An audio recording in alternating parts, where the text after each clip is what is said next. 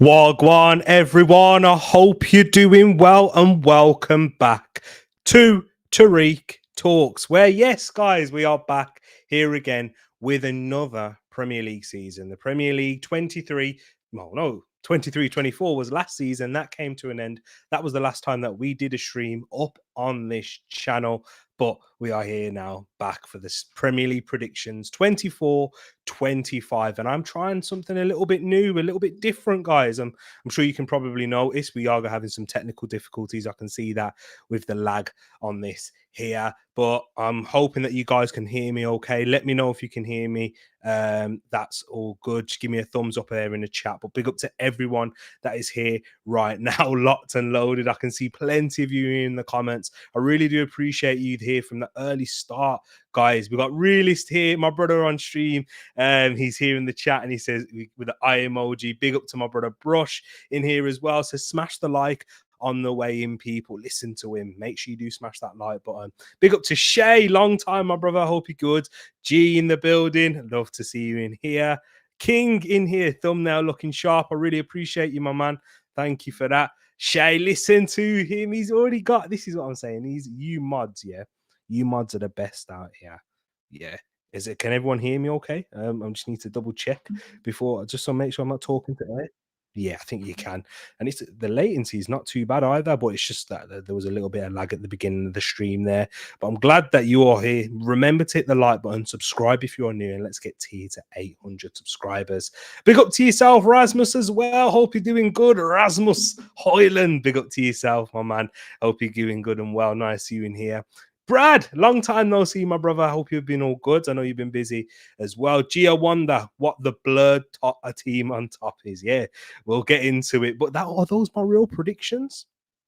That's just for a thumbnail. I'm trying to get you guys to click on the video, click on the stream if you're watching afterwards the video, and yeah, but you'll see my real predictions as we get into it. Because Shay says late in here as well. I think I've gone all the way back. Yeah, I'm working with a new platform here, guys, so be patient. New season, same lateness, says Paxed. That's a first. I saw your comment as well. I need to bring this up. I can see you doing something new with the hair. Exactly. I am doing something new. You did tell me to cut the damn hair. Big up to yourself, Luke, in here. Everyone that's in the building. We've got Casey, and if anyone else is watching here afterwards, I really do appreciate you for tuning in. It's been a long time since I've streamed, and I'm using a new platform. I don't think you should do that when you're coming back, but it has been a busy summer. I've had a good summer for myself, guys. I hope you guys have. Let me know how it's been for you. For me, it's been busy, work and holidays. Yeah, went to Spain, went to a nice sunny Mallorca about a month ago now. So I've lost my tan. I know I should have done a live watching the Euros there in Spain as well. Watching some of the England games was good. I did miss the England semi-final up against Netherlands. I was in the airport, but it was quite an experience when Ollie Watkins scored that winning goal in the 90th minute, because going to Birmingham, so there's obviously a lot of people who probably like Villa fans that were in the airport, and you can hear them getting really excited too in Spain. um, but you look naked without a baseball cap on. I know I usually do have it on. Indeed. Big up to yourself as well, Moss. Nice to see you in here. But yeah, it has been a busy one, but I'm back and I'm looking forward to the Premier League season. I think that is enough waffle, don't you guys?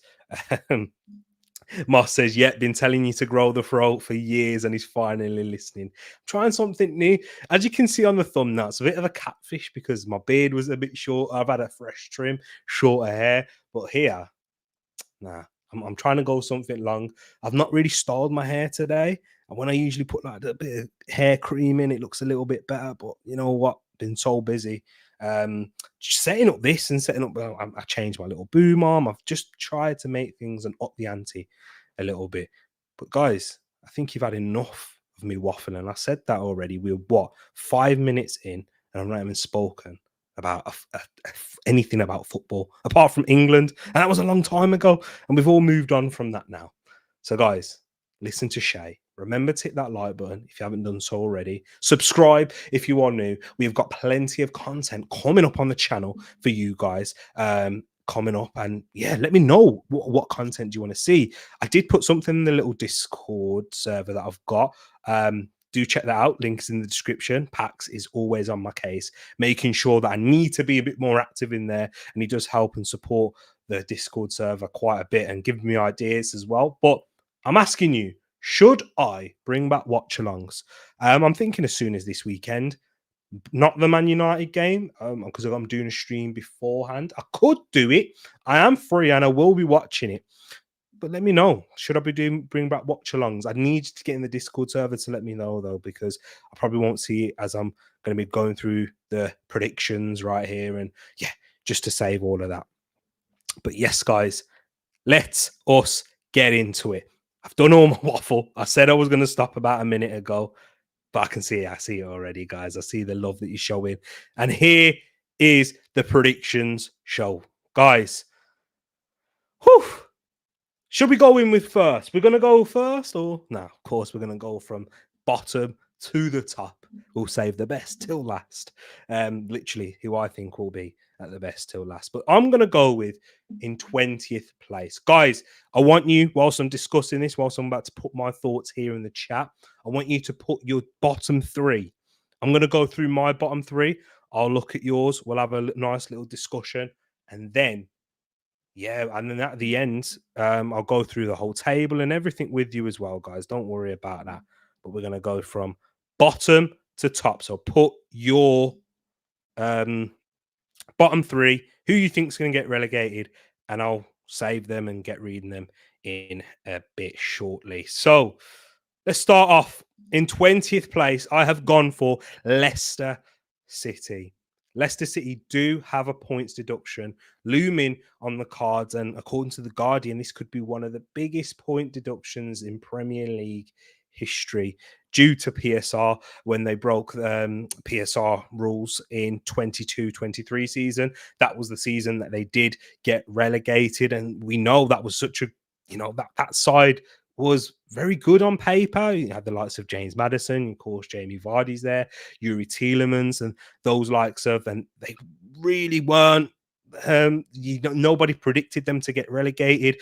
Even though things took a turn for the worse under Brendan Rodgers, they did have Enzo Maresca last season who left, and obviously he's gone to Chelsea. But now they have Steve Cooper, the former Nottingham Forest manager. A little rivalry right there, of course, with Forest and Leicester, East Midlands rivalry. But he's now in charge. They have lost Kiernan Dewsbury Hall, their star man, who was key in getting them promoted there last season. But they have been able to maintain and keep a few of the players that they got them into there. So such as Abdul Fatawu, the Ghanaian, who they signed from Sporting Lisbon, or CCP now. It's not Sporting Lisbon anymore. He's a key player to watch, and I think he's going to be the breakout star for Leicester in this season. And that's going to be a player that we're all going to be catching the eye of out on that right wing. Likes to come inside, very tricky. I did actually was able to see him a couple of times when Leicester were on TV, but the game where he really stood out for me was when they did play Chelsea in the FA Cup. Bright spark, and I've seen him actually even when he was 17, when he was even younger with Roland, when we was and CM when we did the AFCON watchalongs a couple of years back.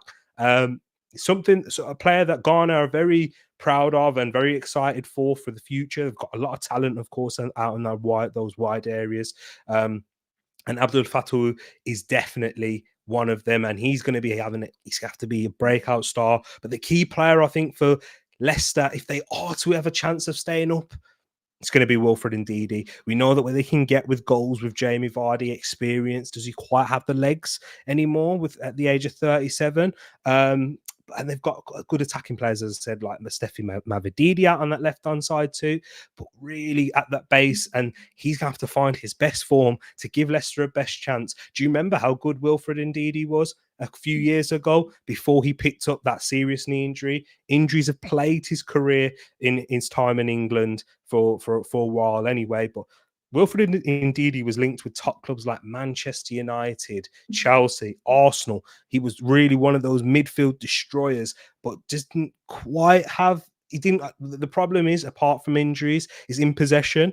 I'm not sure he's at the level in terms of progressing the ball, and he's not really like a dictator, which is what a lot of top teams are looking for in that number 6 role and that destroy in that midfield. But for a team like Leicester, that are going to be playing on the transition a lot under Steve Cooper, who's not wedded to his philosophy of just having to be in a possession dominant side.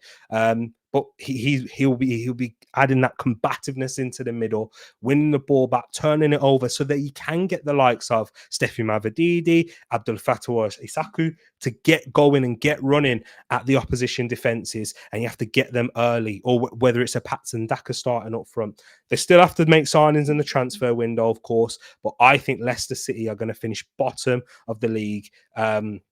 They haven't added enough for me. That points deduction is a big factor why.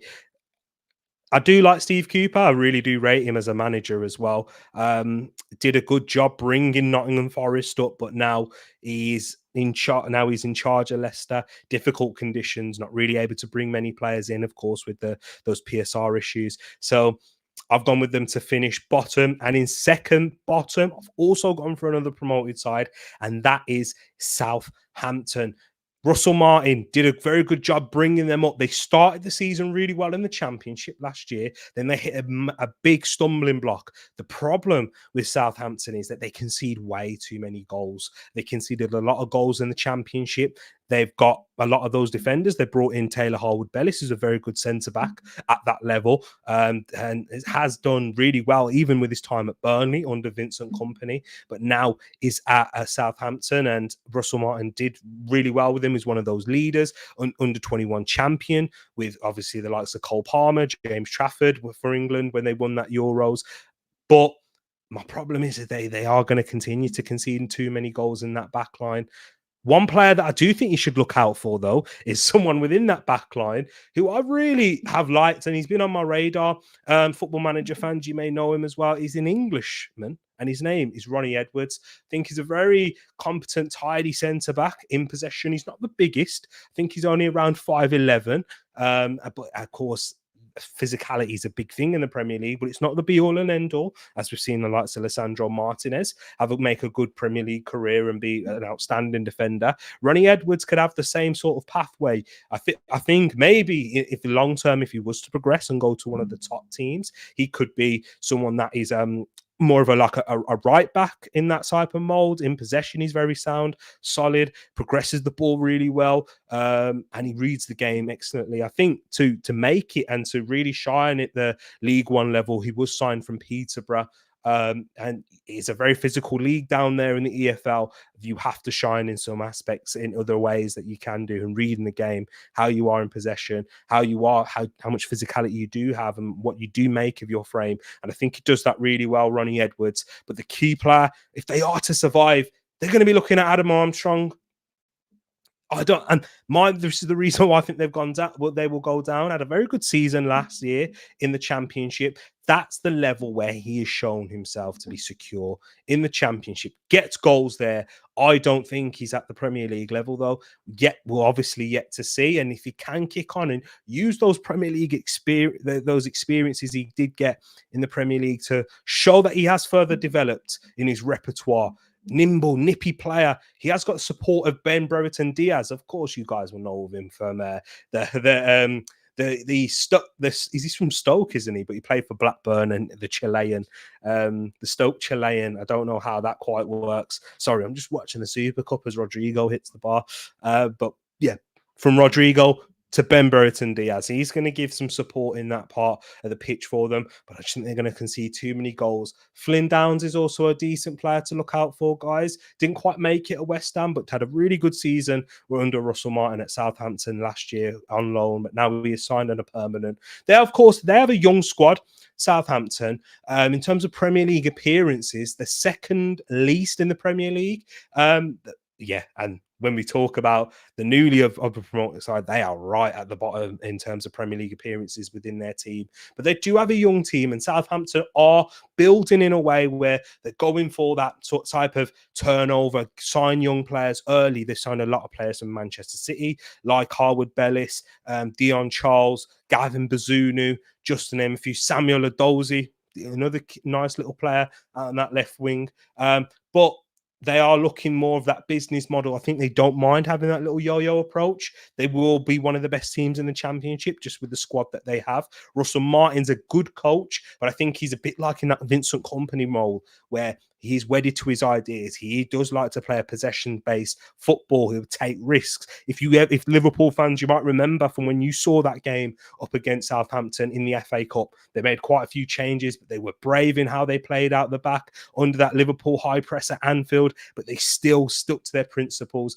and it did get them results. And you can see why. But in the Premier League, I think you've got to show a little bit more adaptability into your style of play. And I think they lack a little bit of that Premier League experience to help them get out of there. Adam Lallana will try and bring that into the team and try and add some of that Premier League experience and steeliness into there. But I just don't quite think he's not at the point in his career who's someone who's struggled with injuries a lot, who I don't think is going to make that much of an impact on the starting 11 week in, week out. I've gone for Southampton in 19th. And the last team to get relegated, I have gone for a promoted team, clean sweep of going straight back down. And that is Ipswich Town. I think they will do the best out of the others, though. Kieran McKenna, highly rated manager. Of course, if you remember early in the summer, there was a lot of doubts and a lot of speculation surrounding his future at Ipswich, but he has nailed pen to paper.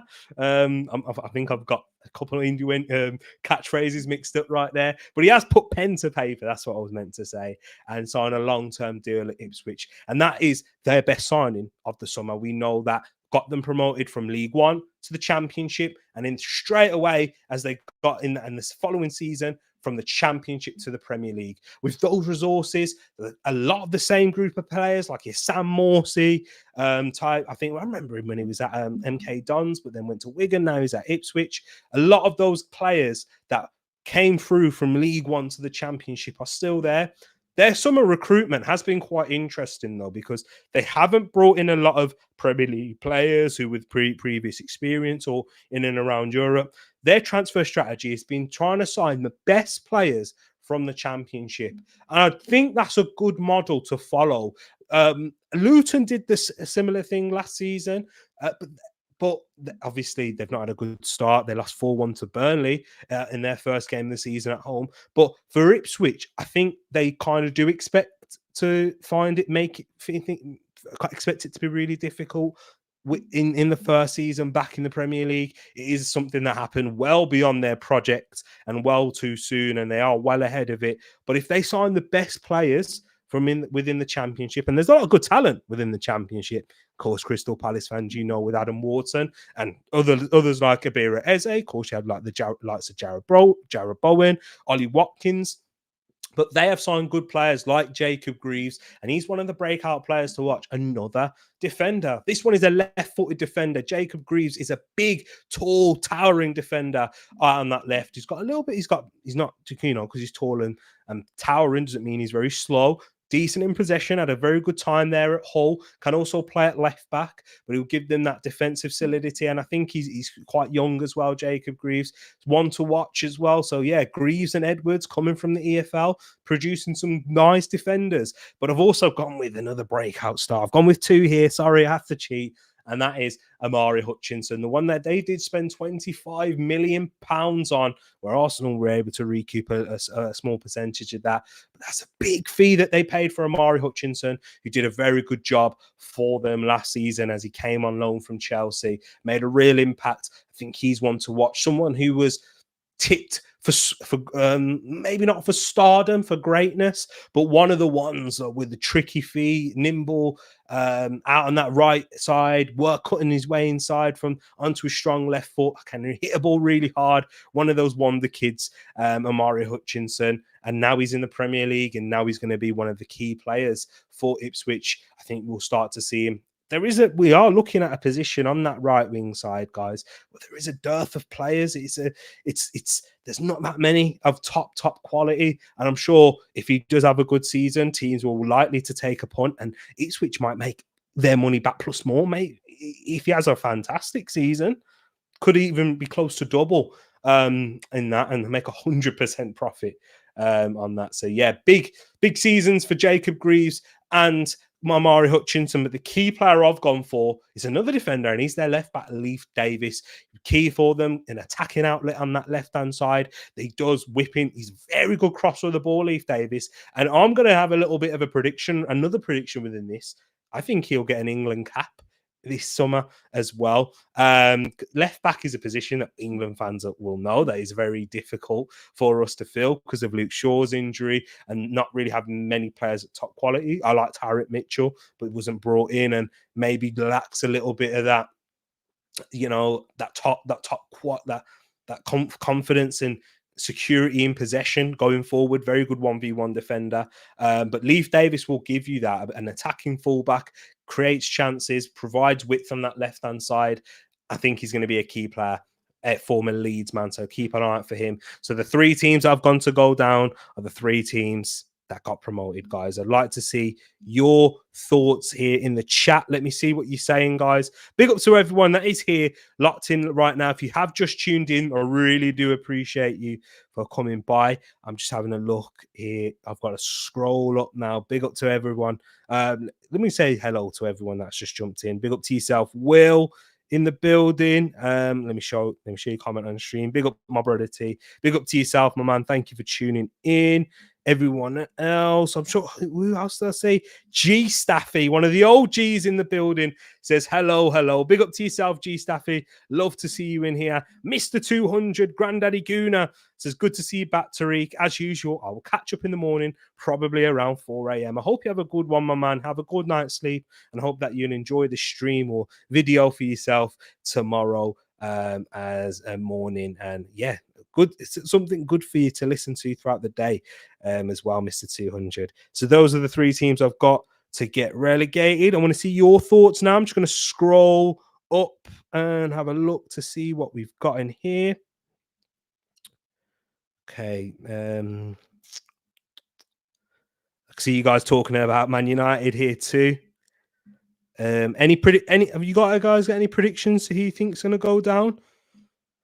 Yeah, Foxes might start with a minus 10 points, maybe more. Could be even more than that, Moss. Moss is thinking maybe Forest. Everton, Chelsea, will they get points deducted too? It's looking much more likely that Everton will do. And we've not really heard anything on Chelsea from anything of late. We heard something last year that they'll be under investigation because of they self-reported on them they self-reported for something that happened under Roman Abramovich, but I'm not sure how much it'll impact them now. Shea has gone for Southampton, Bournemouth, and Everton. So he thinks that Leicester and Ipswich will stay up, so Southampton to go down. Shall I make it a little bit bigger? That's probably a little bit better. I've just seen that. Why is your cam very small? I made it a little bit bigger for you, Yannick. Thanks for tuning. Thanks for that, man. Appreciate it. Any other tips as well, guys? Harwood Bellis is nice. What else have we got?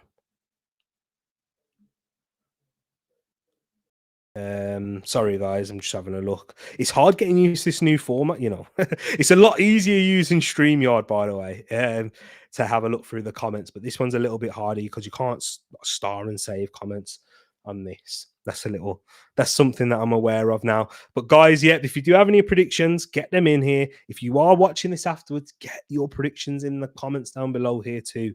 And yeah, Luke says Leicester and Southampton. Yep, and probably Ipswich too, unfortunately. I just think as well, Luke, let me just add to this, is the gap now between the Championship and the Premier League is even bigger. The levels that we've seen from last season taken up to a notch. The finances. If you stay within the Premier League for what, 2 seasons now, you're set. Look at the amount of money that Nottingham Forest are spending. Brentford, the players that are coming in these lower teams. Again, Forest, the best example is Ibrahim Sangare was competing in the Champions League last season, was going into the Champions League with PSV, decided, nah, let me go to play for Nottingham Forest out there fighting in that deep, dark relegation spots. Leave a Champions League club in PSV for that. That's what I'm saying. That's how lucrative the Premier League is, and how the level is so high, and the team players are willing to go out there, fight in the deep dark depths of relegation to try and make a name, and then they can even boost their profile further. And then look at João Palhinha. I know that Fulham weren't in the relegation dogfight, gone from Fulham to Bayern Munich, so they can uproot in their career right there. So it's big. It is, and it's difficult for the likes of Leicester and Southampton, not so much so because they got relegated the season before last, so they did the one and done in there. But Ipswich, no matter how good, how much I rate Kieran McKenna, that little Premier League experience as a manager for him and within the group, extremely hard to get out of there. So yeah, it is a shame, but I think 2 years in a row, all the promoted sides get relegated, says it all really. But now what I'm going to do, guys, is I'm going to go into the mid-table spots. I'm probably going to do about 4 or 5 teams and then go into the comments and make sure you do get them in. I'm going to keep an eye on them as well, people. Big up Nicky in here as well. He says Leicester's points deduction and Everton's point deduction has to be taken into account. Yeah, exactly. It has been taken into account for my predictions right there. That's why I've gone for them to finish bottom. If it weren't for those points deductions, I probably would have changed Leicester and Southampton. Probably would have put Southampton towards the bottom and just give Leicester that little bit more credit because the experience that they've got in there. And I like Steve Cooper, an experienced Premier League manager. Tough to go from League One to the Prem. Build a squad of players good enough to stay up. Big ups to Ipswich, though. It's a brilliant achievement. Well, I think there's one team that springs to mind that did that, and that was Wolverhampton Wanderers. But we kind of know, people, that was a little bit different. They did that they super juiced that team to do so, and that's the only way that they're really able to do it in the end. But yeah, Kieran McKenna's found another way. Ed Sheeran is on the Ipswich shirt. He's cool. Big Ipswich fan, and I'm sure he's got probably some investment in there now. Go on, Tractors, go, says Moss.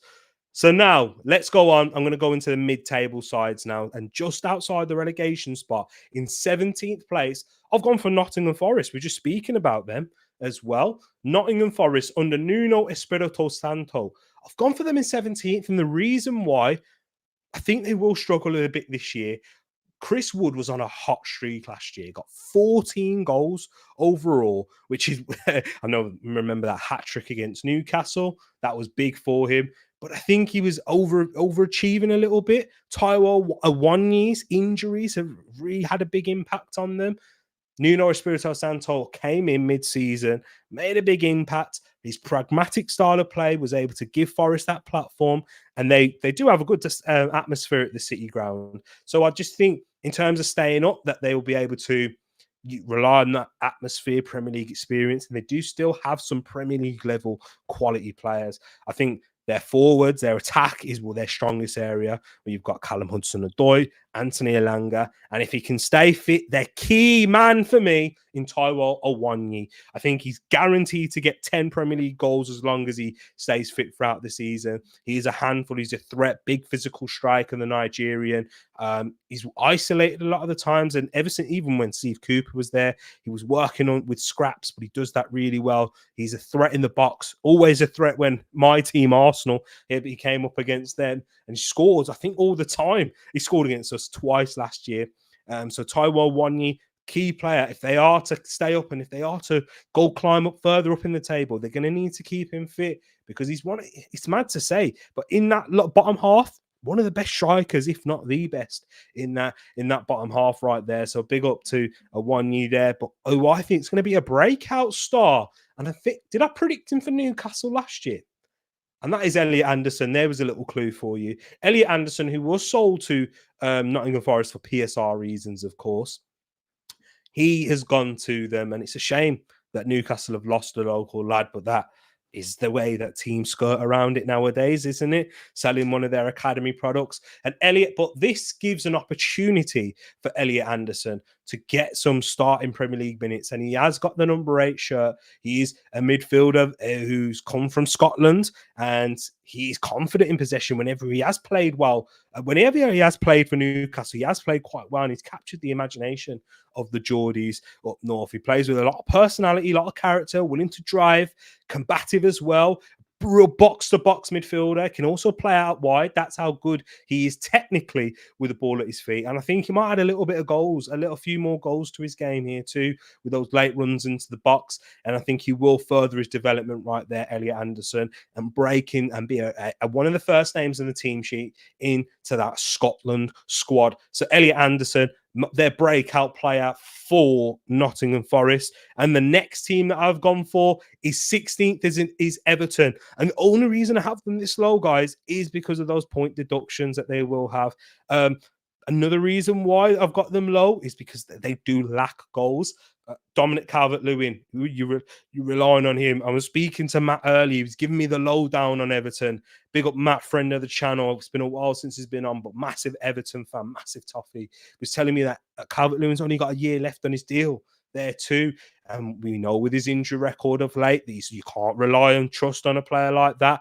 And he's not been given a lot of chances either in Sean Dyche's system. They don't really provide a lot of chances to their forwards. They're built on that solid, stable ground, physical centre-backs, physical midfield, hard-working wingers. That's what they usually have. They have added a few more players into the attack, though. Iliman Ndiaye, who went from Sheffield United to Marseille last summer, but did quite well at Marseille, I thought, in fact. But now he's gone from Marseille to Everton, and he's a player that is a versatile player, can play in the 10, can play up front. He usually when he plays up front, he plays in a 2. You wouldn't really put him by himself up there, but you can also play out wide. Iliman Ndiaye, good little player there, added to that and reinforced their attack.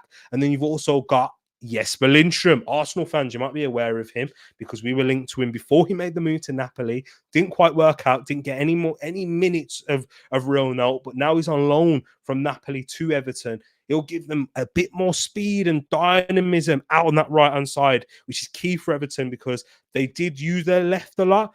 Jack Harrison is a winger that does predominantly, who is better off on the left, but who's their left winger? It's Dwight McNeil, their most creative player. They're one of their best players going forward, so he's not really going to break in on that side. And with Sean Dyche, that's the player that he trusts. That's the one that he loves. So, yeah, with Everton, I just think with that stable, solid foundation that they do have, one of their key players for me is James Tarkowski, the captain, the leader at the back, and Premier League experience. What a save that was by Courtois.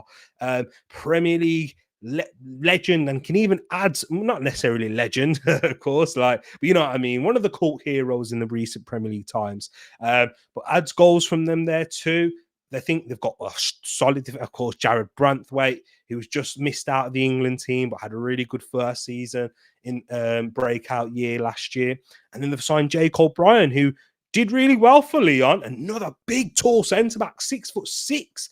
They've got a real physical backline, very Sean Dyche-esque team. They're going to be a problem on set pieces. They're really going to match Arsenal in terms of the physicality. But I've gone for the breakout star. It's not Jake O'Brien. I've gone for Tim Iroegbunam, the former Aston Villa man who was also sold what could look like for PSR reasons. But he's had a very good start to pre-season after speaking to Matt. He was one of their key players in the midfield. He expects him to start. A lot of the other Everton fans that I was looking at do expect him to start in the middle there.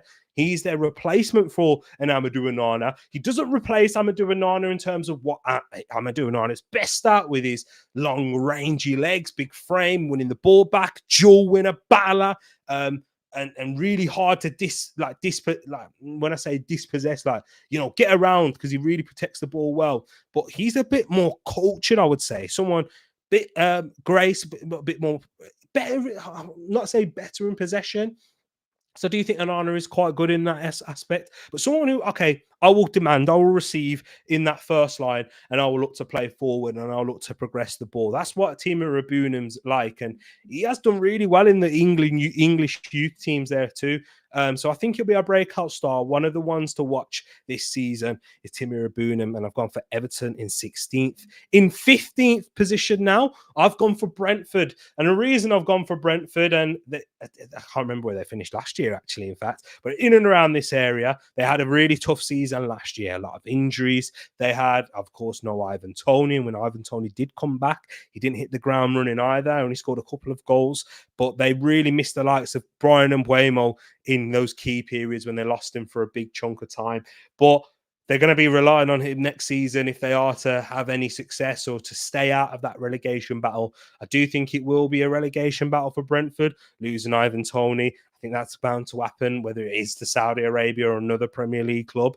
If he stays, maybe I might even change my prediction. Of course, we've still got a lot of time left in the transfer window, maybe, and a lot of activity to be done as well in this time frame. But they have also lost Igor Thiago. That was their Ivan Toney replacement, who did pick up a meniscus injury, and he's going to be missing for months for Brentford. I think that's going to be a key loss for them, missing those goals up top. Brian Mbeumo, though, can provide that, and he can provide that creativity. He did have a very good link-up play with that, with Ivan Toney, and then someone that thrives off of that. Big man, little man. He's the little man in there, but very strong, holds his own, can play on the right wing, can play in the front line, very versatile, clever player, and adds goals into that team. I think he's going to be important. But I think who's going to be the breakout star? And if he can be a star, then they have even more threat. And he's one of the fastest players in the Premier League. And that is Kevin Schade. Kevin Schade was signed, a year and a half ago? He was signed in January, not last season, but the season before.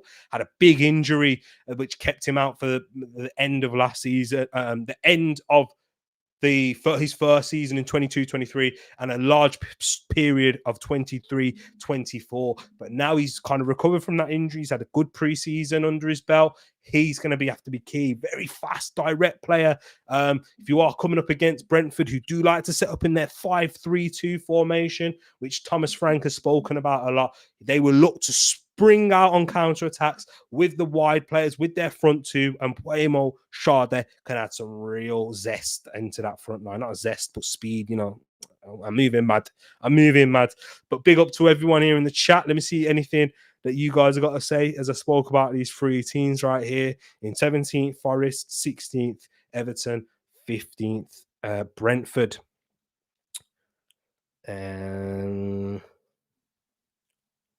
Oh, you're talking about Chris Wood. Don't remind me of that, Will, about Chris Wood, what he did against City last season. That was annoying.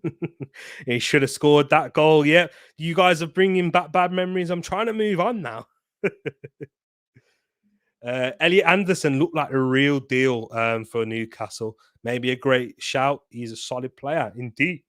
I do agree with you, Moss. And it's nice to see you agreeing with me as well. Arsenal have an excellent striker. Everton can have for just 25 million. Go on, Toffees. You know it makes sense, Delboy voice. I hear you. The only problem is, and with Eddie Nketiah, and I think this has a big downside for Eddie Nketiah, is a lot. What teams are going for now is that 6 foot plus big man, target man striker. Man City made it popular with Haaland. I know he's not exactly a target man, but having that big physical frame, a lot of teams play with one up top nowadays, don't they, Luke? So you kind of need someone who can cause a hold off two centre backs, not at once, but is able to hold off both of them in their individual battles and cause problems there and hold it up. So that's the issue with Eddie Nketiah. I think he suits a two-striker system. Or if you are to play one striker, you're gonna have to have like the wide players really close in support. Maybe when I say Brentford, I know he's not. Again, he's not replacing Ivan Toney like for like. And Waymo's very good at that link up and hold up play. What TT with the waffles? It's 17th. I've gone for them in 16th. That's where I've gone for. Oh, here we go with the Tony talk. Yeah, I'm not going to get too gassed on Ivan Toney, my bro. Don't you worry about that. Big up my brother Bar Gavin here too. He's talking about Erdegaard. Oh, we will get into that. Don't you worry when we get higher at the table. Adding zest. I knew someone was going to pick it out. Trust it to be realist. Yeah.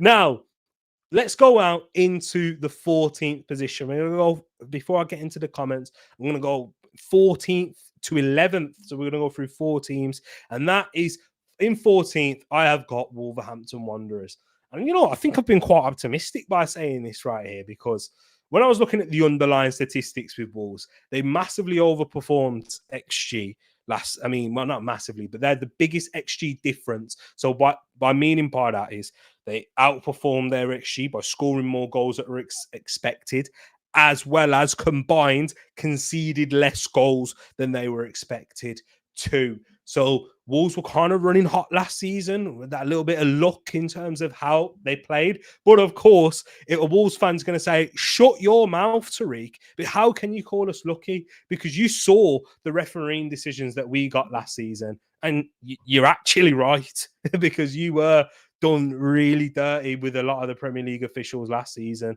And you dropped a lot of points because of that there too. But I'm talking about your performance now. Your performances didn't always grant, you know, what the points that you did pick up in the end. And but that's not what football is about, though, is it, guys? It's about, you know, taking chances and running a little bit hot and overperforming in those metrics. But with Wolves losing a Pedro Neto, and I know they didn't have him for a big part of the last season. He only played half of the games. But that half of the games that he did play was a massive impact for that Wolves team in goals and assists. Not many goals, but assists for him. Think they're going to miss him. Losing Max Kilman in that back line, losing their captain, and they've not really replaced him yet. And I don't think Wolves will either, because big reason why they sold Max Kilman and why they sold Pedro Neto is because of those PSR issues that they're facing. I don't think it's PSR, it might be FFP for Wolves because of their ownership and how much they have spent in wages and those things over their time under Folsom Group. But I think it's going to be a difficult season. I do rate Gary O'Neill though. A lot of people are thinking maybe Wolves could finish a little bit lower than this. I think their key player though is in that midfield. It is João Gomez, big player. You know, I think he's going to have a good season as well. Combative, a Brazilian international now too. Played against England, I remember, and I was quite impressed with what he can do. Gets busy in and around the pitch, box to box there as well. One of the players that top teams are looking for. 5'9", got good stature, good energy about him. But I think they're a breakout star and someone who's done excellently. And it's a new signing, and it is Rodrigo Gomez, who is going to replace Pedro Neto on that left wing. I don't think he's going to replace him in terms of the output that he got. That's a big ask and a big task with their goals and assists, because Pedro Neto was one of the best creators in the league last season when he did play. But I think that he will add something more to their attack. Very speedy, very good, direct, and scored a few goals in pre-season there too. Rodrigo Gomez. He's actually a left wing back by trade, but Wolves are going to play him at left wing, and he scored quite a few goals, got double figures in goals and assists in Portugal last season, and I think he'll have a good impact in the Premier League for them going forward with the likes of Mateus Cunha, and if they are, and looks like they're keeping Hwang Hee-chan. Before I do go into the next team that I'll go for, this one has just stood out to me. Hot take. I feel like Wolves may face relegation. I think you could, man. There's definitely arguments for that. There is definitely, as I said, overperforming. They're going to kind of meet their level a little bit, losing key players, big, not just important players and their ability, but key members in the dressing room. Pedro Neto, there for a while, losing that experience. Max Kilman, the skipper, not replacing him, and having an over reliance on Craig Dawson says a lot.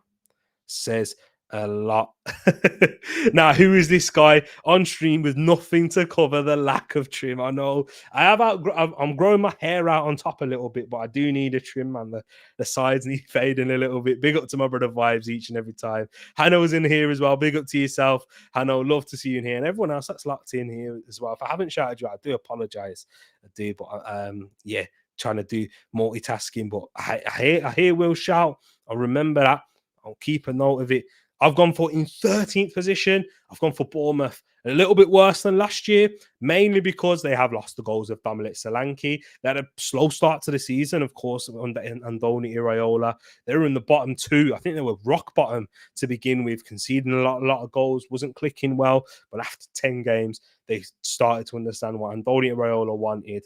And performed well in the end, and one of the better teams, best performing teams. I remember when Arsenal were playing Bournemouth last season. I was talking about it with the likes of Vibes and the other man them like realist as Real Madrid score.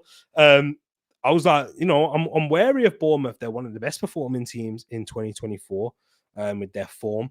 And I think that they are a good team, but losing the goals of Dominic Solanke is going to be a big loss for them. 19 Premier League goals last season.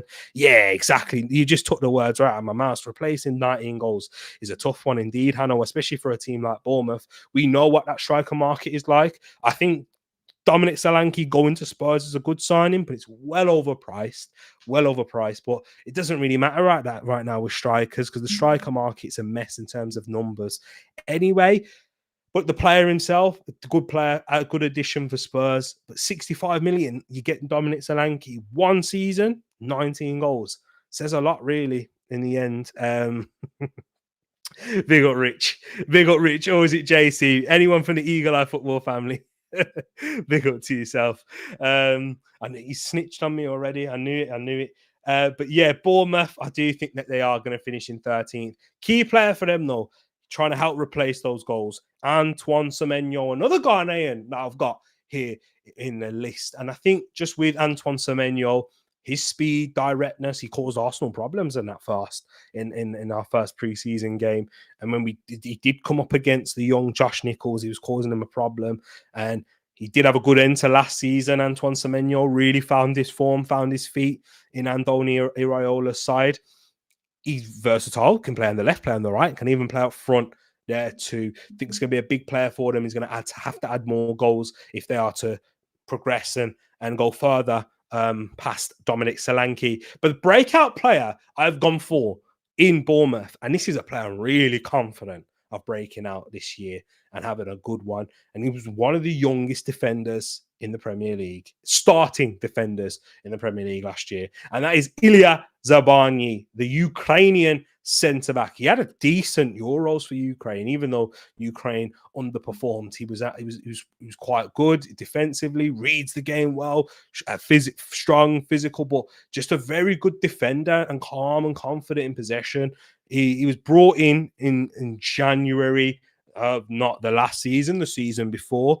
Didn't really play too many games in that 6-month period, but had a big part to play, and he's important for Bournemouth next season. And I think that they are going to have to be looking to have a stable backline, stable defense. They do press very high, very man-to-man in terms of their press. They're aggressive with it. So it leaves a lot of space in behind for the opponents to try and attack. So that means that the likes of Ilya Zabarny, Marcus Senesi, or whoever else plays in that back line. Milos Kerkez is another one that I was contemplating putting in there, but he kind of had a very good start to the season. I think he will kick on there too. An attacking fullback, definitely better going that way than the other way. But yeah, I just think Ilya Zabarny, good player, and I think he'll make a name for himself. And my little prediction, why I've gone for that, is I think next season he'll make a big move into either a top European team or one of the European teams in the Premier League that are competing in European competitions. That's what I mean with Ilya Zabarnyi. The next team that I've gone for in 12th position is Fulham. Fulham, they've been quite active and ambitious in the transfer window. Haven't got all of their activity done, but they've made their club record signing in Emil Smith Rowe. Surprise, surprise. I've gone for him as the breakout star, but I'll explain why in a little bit. But Marco Silva's a very good coach as well. Did a good job. Had a great start to the season last year. The best, probably, best part where Fulham, it was their best period in the beginning of last season, shall I say, because of course they played Arsenal twice and picked up 4 points, and one of them was down to 10 men. Me and Luke spoke about that game. I remember that, Luke, on Twitter. That was the game. I said at the beginning, I felt like that would be the game that we could regret not picking up points there. And if we did win that, it would have been a different ending. But, an alternate universe and that. But we're here today, and Fulham had a fantastic start to the last season. Tailed off a little bit towards the end. They lost a lot of that form in the latter part of the season. But losing João Palhinha, I think that's going to be a big loss. It's going to be important to see how they replace him in that midfield. One of the competes in terms of winning the ball back, tackles and interceptions. His defensive numbers are off the charts. I don't think Bayern Munich's a great fit for him, but I think Fulham, that type of environment, suits him a little bit better. They're not going to, again, be a possession-based team, but breaking up play, being aggressive, leaving that part of the pitch, being adventurous in how he wins the ball back. They're going to miss him right there. But they're going to have to bring someone who brings a similar profile, maybe tones down a little bit of that aggressiveness, because Marco Silva wasn't a massive fan of that all the time, because if you did bypass João Palhinha, you were able to attack the defence of Fulham, losing Tosin Rabiot, but I think they've replaced him well. And they've got, I do like Calvin Bassey. He might go into his natural position now in at that left centre back. Anthony Robinson, a very good fullback. I think he's got one of the highest interception numbers in Europe, in fact. So it shows you how good he is. But yeah, speedy player, provides a lot of attacking threat down that left. But I've gone for the key player. Is Bernd Leno. I've gone for 2 former Arsenal players in here. Bernd Leno, I just think Fulham, they do let a lot of shots up on their goal. He was up there with the likes of Thomas Kaminski, Andre Onana for the most saves in the Premier League. When Bernd Leno is a goalkeeper, when he's active, when he's facing a lot of shots, when he isn't coming up against the best defense in the league, coming up with the best defense in the league, where you have to be concentrated. Not one of those goalkeepers. Active goalkeeper. When he faces shots, he does do quite well. The likes of Lucky David De Gea. But Fulham is the right environment for him. And the breakout player in Emil Smith Rowe, which I alluded to earlier, I just think that this is the perfect time for him now to get consistent minutes under his belt. Didn't break for Arsenal. A lot of people, again, it's because of injury ultimately, but he was fit for the majority of last season, just couldn't break into the side. Didn't have the trust of Mikel Arteta Arsenal moved past Emil Smith Rowe, but Emil Smith Rowe has a new chapter, still in London, not going to have to adapt to the lifestyle part of it, but gets the slot straight in there. 2 games, 2 goals for Emil Smith Rowe in pre-season, and yes, it's only pre-season. Take it with a pinch of salt, but we've seen the best of Smith Rowe in those goals that he scored as well. That little one-touch play, give and go, making late runs into the box, intelligent player. One of the most, I think, that down period with Arsenal, so refreshing to see him pick up the ball, drive, tight areas, tight spaces. One of the players that everyone will appreciate, even if you're a rival fan, you just appreciate those types of players who just aesthetically pleasing, and I think that's what ESR is. And he can add goals, and he has end product to his game there too. So I just think that he'll improve in that aspect. More minutes, hopefully he stays fit. If he can stay fit, yeah, I think he breaks 12 GA minimum easily, and he got 10 for Arsenal. Not too long ago. It is about 3 seasons ago now, but yeah, he did get 10 goals and 10 goals. But yeah, I think he'll break that bank there for Fulham. And now in 11th place, I've gone with you, Crystal Palace, and I have gone for Ollie Glasner's boys. What a great end to the season he had. Great spell. All really kicked off with that Liverpool result, didn't it, Palace fans? I'd like to hear your thoughts on this, on how you would feel finishing in 11th place. Do you think you'd be happy with that, satisfied with that? I mean, it's Premier League survival ultimately and quite comfortably as well. So you have got that. But I think losing Michael Elise is going to be a big loss for them. And that's probably that's the big reason why I haven't got you into the top 10. I like what Oliver Glasner's done in terms of bringing that stability in his system with the three at the back, wing backs, and Mbappe scores his first goal for Real Madrid. Brings that good stability. You get the best out of the players in that midfield. I think you've got a great partnership in there, especially around in at that level. One of the best in terms of that area there, with Chet Decore, Jefferson Lerma, Adam Wharton, the breakout star, I guess. I've kind of gone for Adam Wharton to be a breakout star again because I just think that his stock will rise even further and he might come out. And I think because he's young English talent, he will command big money for you when you do decide to sell. Because again, it's an area, there's a dearth of players in that type of area to pitch who are very good in possession from deep areas, passes really well. Like you can just see it. Don't really need statistics. Brave in his passing. He spoke about it in when he was in the England squad as well, when he was doing his first interviews for getting called up. He says, I just like to play. I used to play as a 10, so I know the types of passes that a 10 would want to receive, and I always try and look for them, always try and play on the front foot. Had an outstanding breakout 6 months and got himself into the England team from Blackburn, of course. But I think he'll be a breakout star. And the key man that I've gone for with Crystal Palace is Abire Eze. That's a lot more added responsibility on him now. Missed the first part again under Roy Hodgson, and a lot of that because of injury. But when he did get back into the side under Ollie Glasner, you saw his importance. You saw it right there in the Liverpool game. You saw it against Manchester United, that connection with Elise, two exciting players to watch, but thrives in this system, playing in his best position. Because I don't think he's quite a left mid. He's not quite a midfielder. You can play him centrally because he does like to come in off of the left, and he likes to work with a player that is giving him that overlap out there on that left side, so he doesn't have to, get talk on his boots by standing on the touchline. Works in now, creative in those aspects, add goals, takes a lot of shots from outside the box, isn't afraid to do that either, works well in tight spaces, and I think that he will thrive, and he looks like he's going to stay. Of course, we'll have to wait and see before the end of the window. These predictions might have to change. I might have to do another prediction show in the international break during that. But I think Abire is a key player for them. And why I've gone for you in the 11th, losing Michael Elise, you're losing those goals and assists.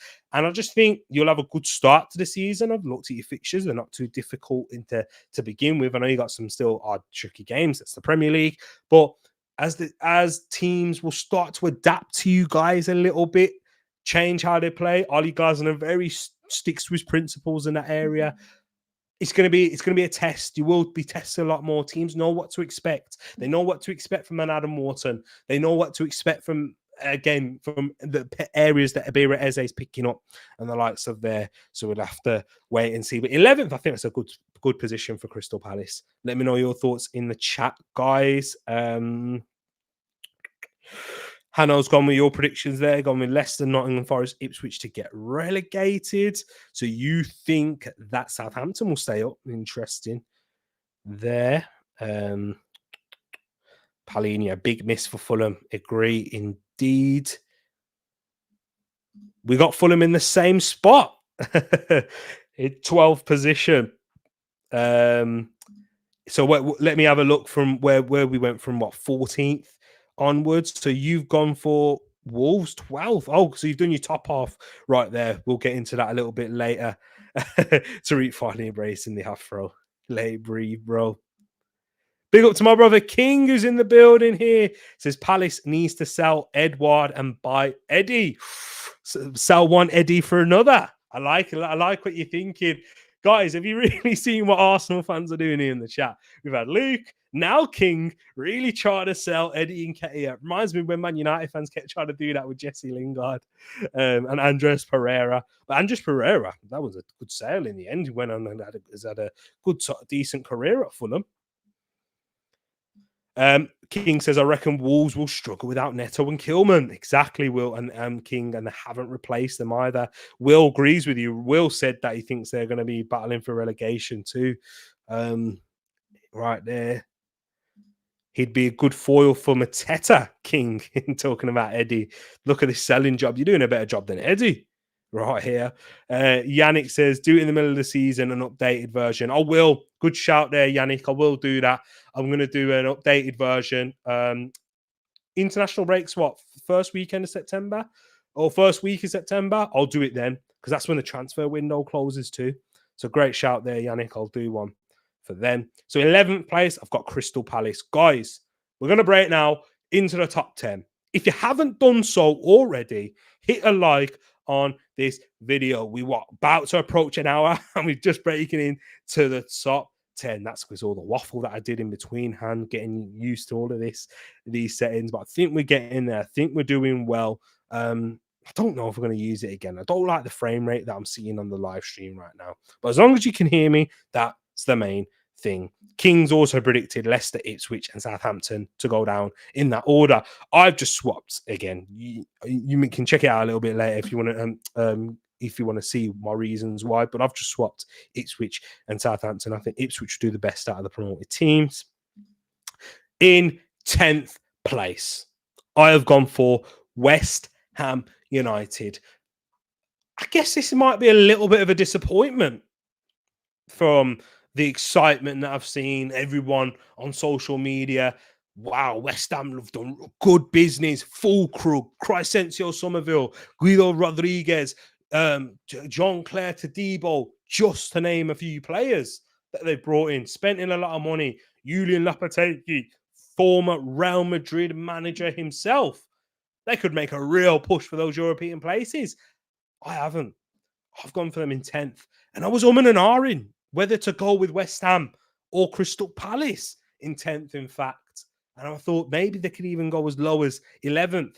My thing is, and why I'm not so hot on West Ham is, I don't think Julian Lopetegui is a great fit for the players that they have right now.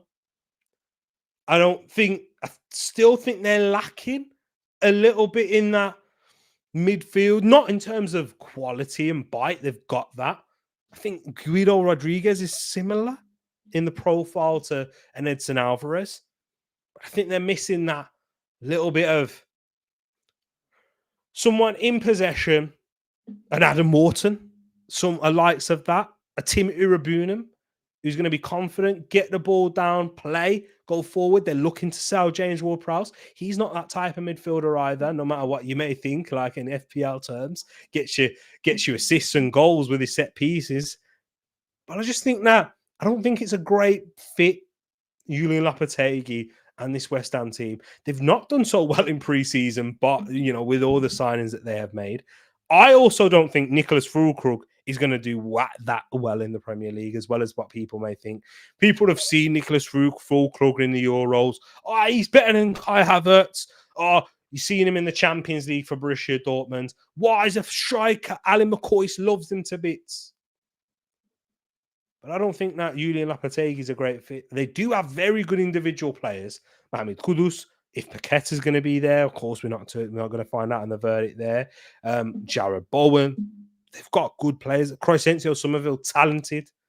But I don't think it's a great fit with all these players either. I don't think it with the manager too. I'm not hot on Julian Lopetegui. That's just my feeling. That is just my feeling. I know I'm going for not really too much to go off of by, but we don't, because it's a new manager and a lot of new players. But if they are to break into Europe, I did mention a little bit in that midfield and try and really compete in those European places. They're going to have to ask for a big season from the Mexican, Edson Alvarez. I think he had a very good first season, replacing Declan Rice, and it was a big uphill task for them. Very good. Picked up a lot of yellow cards. I think he picked up, 2-3 match suspension from the amount of yellow cards that he picked up. for them there. Big player in that midfield. He's going to have to be doing a lot of work in there, supporting the likes of Kudus, Bowen, Crescencio, Somerville, Fulkrug, who are going to be all going forward. Paqueta looking to go that way. He's going to have a lot of work to do, a lot of cleaning up, and I think he's going to have to be a key player for them. If he's not at his top level, I think that's a big ask, and it's going to create a big disparity between their attack to their midfield and defense. And I'm not too hot on the signing of Max Kilman either. I rated him about 2 seasons ago. I was massive then. I said to my brother-in-law at the time, I said, I think he could even get into the European, like into England's set up, because England don't have too many left-footed centre-backs, do they? But I think he thrives better in a back three, and it looks like that West Ham are going to be playing with a back four. But I've gone for a centre-back to be the breakout star, and that is Jean-Claire Todibo. That, out of the signings that West Ham have made, that is the best one. That is the best one indeed. In this summer, Jean-Claire Todibo, linked with Man United, couldn't get that deal done because of their Ineos links, because they own Nice, and UEFA wouldn't allow that to happen. Juventus couldn't get a deal done with Nice, but they were very interested in the player. Personal terms, all of that agreed, chasing him. He was waiting for them. But Tim Steiden and Julian Lopetegui were able to convince him to join to move over to East London to join the Hammers. I think that's the best one. Good defender, physical, strong in terms of that. Very good in possession. I think that's what he thrives in most, with the ball at his feet. But he's very quick as well, covers large spaces very well. So, and you have to be able to do that in the Premier League with the intensity that's been played at, the speed, the physicality that gets spoken about, and he's perfect for that, Jean-Claire Todibo, and I think he'll have a breakout season for West Ham. And following this season, I think he can even make a quick flip on that, make a big move, and maybe go to a Juventus, maybe go to a Manchester United next year too. 10th place, I've gone for West Ham. I want to hear your thoughts on this. I can see a lot in the chat, a lot of West Ham talk. I forgot about Wan-Bissaka. Thank you for reminding me. Wan-Bissaka. I think that's a decent sign, good signing for West Ham at that level. I think that's a good one. One of their better ones. Probably just behind what's it called? Just behind Todibo. Because I think Todibo could play for one of the top teams in the Premier League. Goal hammers higher. The Fulkrug ain't no half striker. Let's have a look. Pax says, I think for West Ham, it will be a transitional season. At the end, they will be on the downward trajectory or staying lukewarm. So yeah, again, transitional season, bringing in a lot of new faces. That's going to be nearly half the team that's going to be changed under a new manager there as well. Yeah, there is going to be a little bit of a transition there. And maybe next season, they'll be able to not have to sell the likes of Mohamed Kudus or Paqueta or replace those players, and then maybe be able to balance out the squad a little bit more, will we say? Again, Fulkrug, short term, he has to kind of bang straight away, doesn't he, guys? He's going to have to straight away. King says, I agree, they could do it with a more direct manager.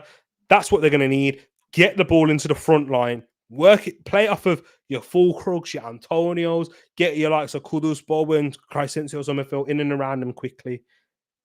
I don't think Lopetegui's that direct. He's a bit slower, methodical in how he plays. Kudus, Bowen will do well. Fulkrug can strike, love it, old school striker. I like Moss is big on West Ham, and there's a lot of people that are too. I'll show you mine on Friday, Yannick. I have got a fancy league set up, actually. I think you might be able to access it through the link. If you can't access it through the link, if someone could dash it in the chat for me. Or, Yannick, if you're not in the Discord server, join the Discord server. I know for a fact the link's in there in our fancy Premier League one. Edson Alvarez, awesome. King says Paqueta, Kudus, Bowen, Somerville, and Fulkrug will score, but the manager is possession-based and they got transition experts. Exactly. It's that slow, methodical style, isn't he? And those aren't those types of players. That midfield isn't built for a possession-based team. They're combative. They're not that great in possession. They like turnovers. They like working in those scenarios, and yeah, they're going to be asked to be on the ball a lot more, and that's not what they want. They want to give it away so they can win it back and cause those transitions. Tadibo, nice signing. Still wish Kudus was a good. Oh, me too. I'd love him in this Arsenal team right now. You know what I mean? Like, we're talking about Saka alternatives and someone that could still play on that side or play in the team. False nine, he could do all of that versatility. We weren't able to get it done. Fulham in 10th, Shay. Tottenham 9th, Chelsea 8th, and Villa 7th. We're going to move on into those 9th and 8th positions. We just had to spend a little bit of time on West Ham right there. Me and Moss were hoping for overrated and trendy Kudos to come to Arsenal.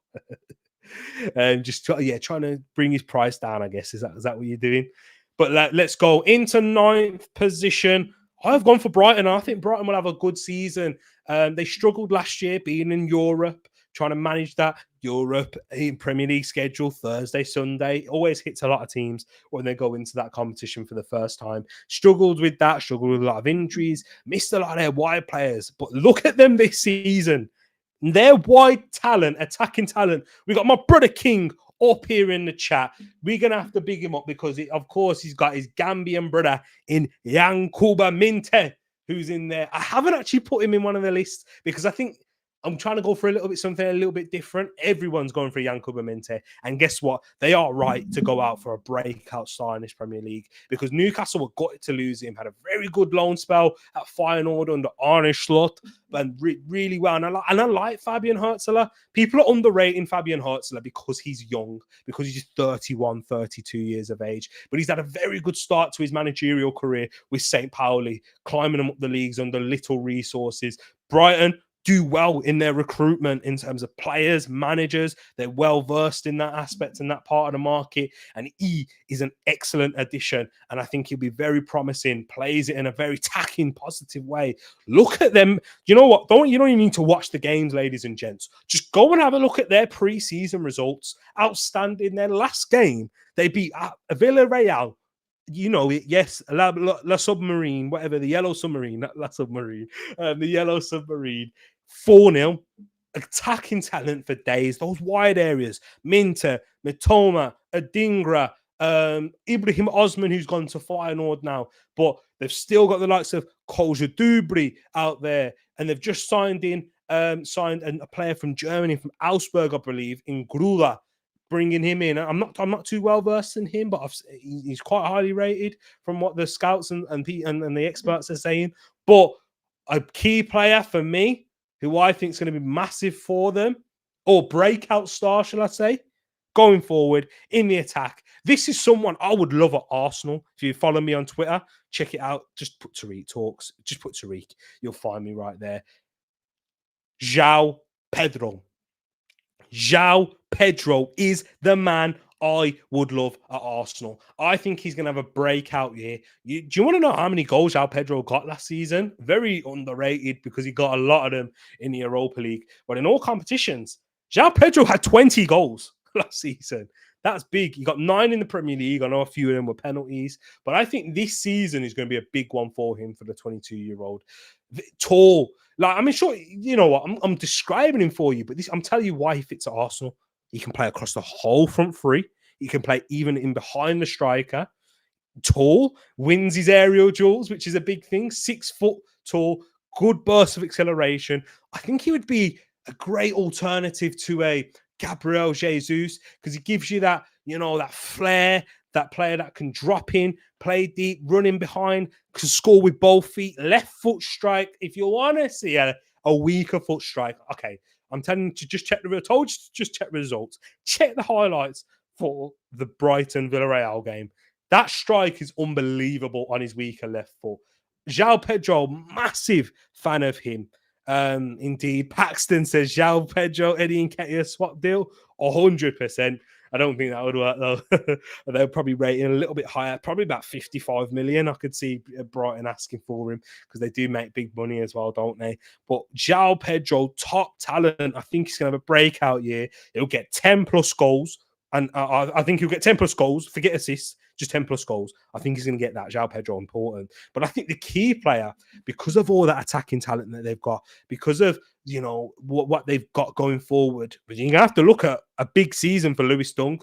Underperformed last season. Brighton defensively didn't work well under De Zerbi. I think that was partly, again, tactical in terms of how they play. But two, player individual performances. Lewis Dunk was not at the level last season. Was poor in a lot of games. Remember that Roma game where Romelu Lukaku absolutely bullied him? He's not going to have to face that. You know, he's not got that tough schedule anymore, going away to in Europe and then coming back to play on Sunday and really having a big impact on their players. I haven't got that anymore. One game a week, I think, will be a big opportunity for Fabian Hürzeler to really work with this squad, focus on that tactically, have some of that familiarity, get the best out of those attacking players and try and build something defensively too. Very outlandish and in his formations. And I think to get to this position in coaching, to be a 31-year-old manager in the Premier League, you got to have something about you. And I think he will. And I think they will have a very good season. I'm sorry, Palace fans, if you were listening to all of that Brighton praise. But I think, yeah, they'll have a very good one. Minte, Matoma, exactly. I need Arsenal to keep that 14 guys in the chat. It's just Eddie and Ketia in the chat. Imagine if something breaks very soon. Mitoma and Pedro. Yeah, Mitoma back. Struggled with injury from a lot last season, didn't he? João Pedro. Let's have a look. Pedro song. João Pedro is a future baller. Paxton T is waffling. March, Mitoma. I forgot about Solly March as well, didn't I, King? They've got so many players on that right side, isn't it? And then also NC. Will, how can I forget about Enciso? I'm sorry. Hey, lo siento, mi hombre. I do apologize, man. Yeah, that's your guy. I love him as well. I love him indeed. Enciso. You see the long range strikes that he's got. Woof. You were doing a lot of that in the Copa America streams.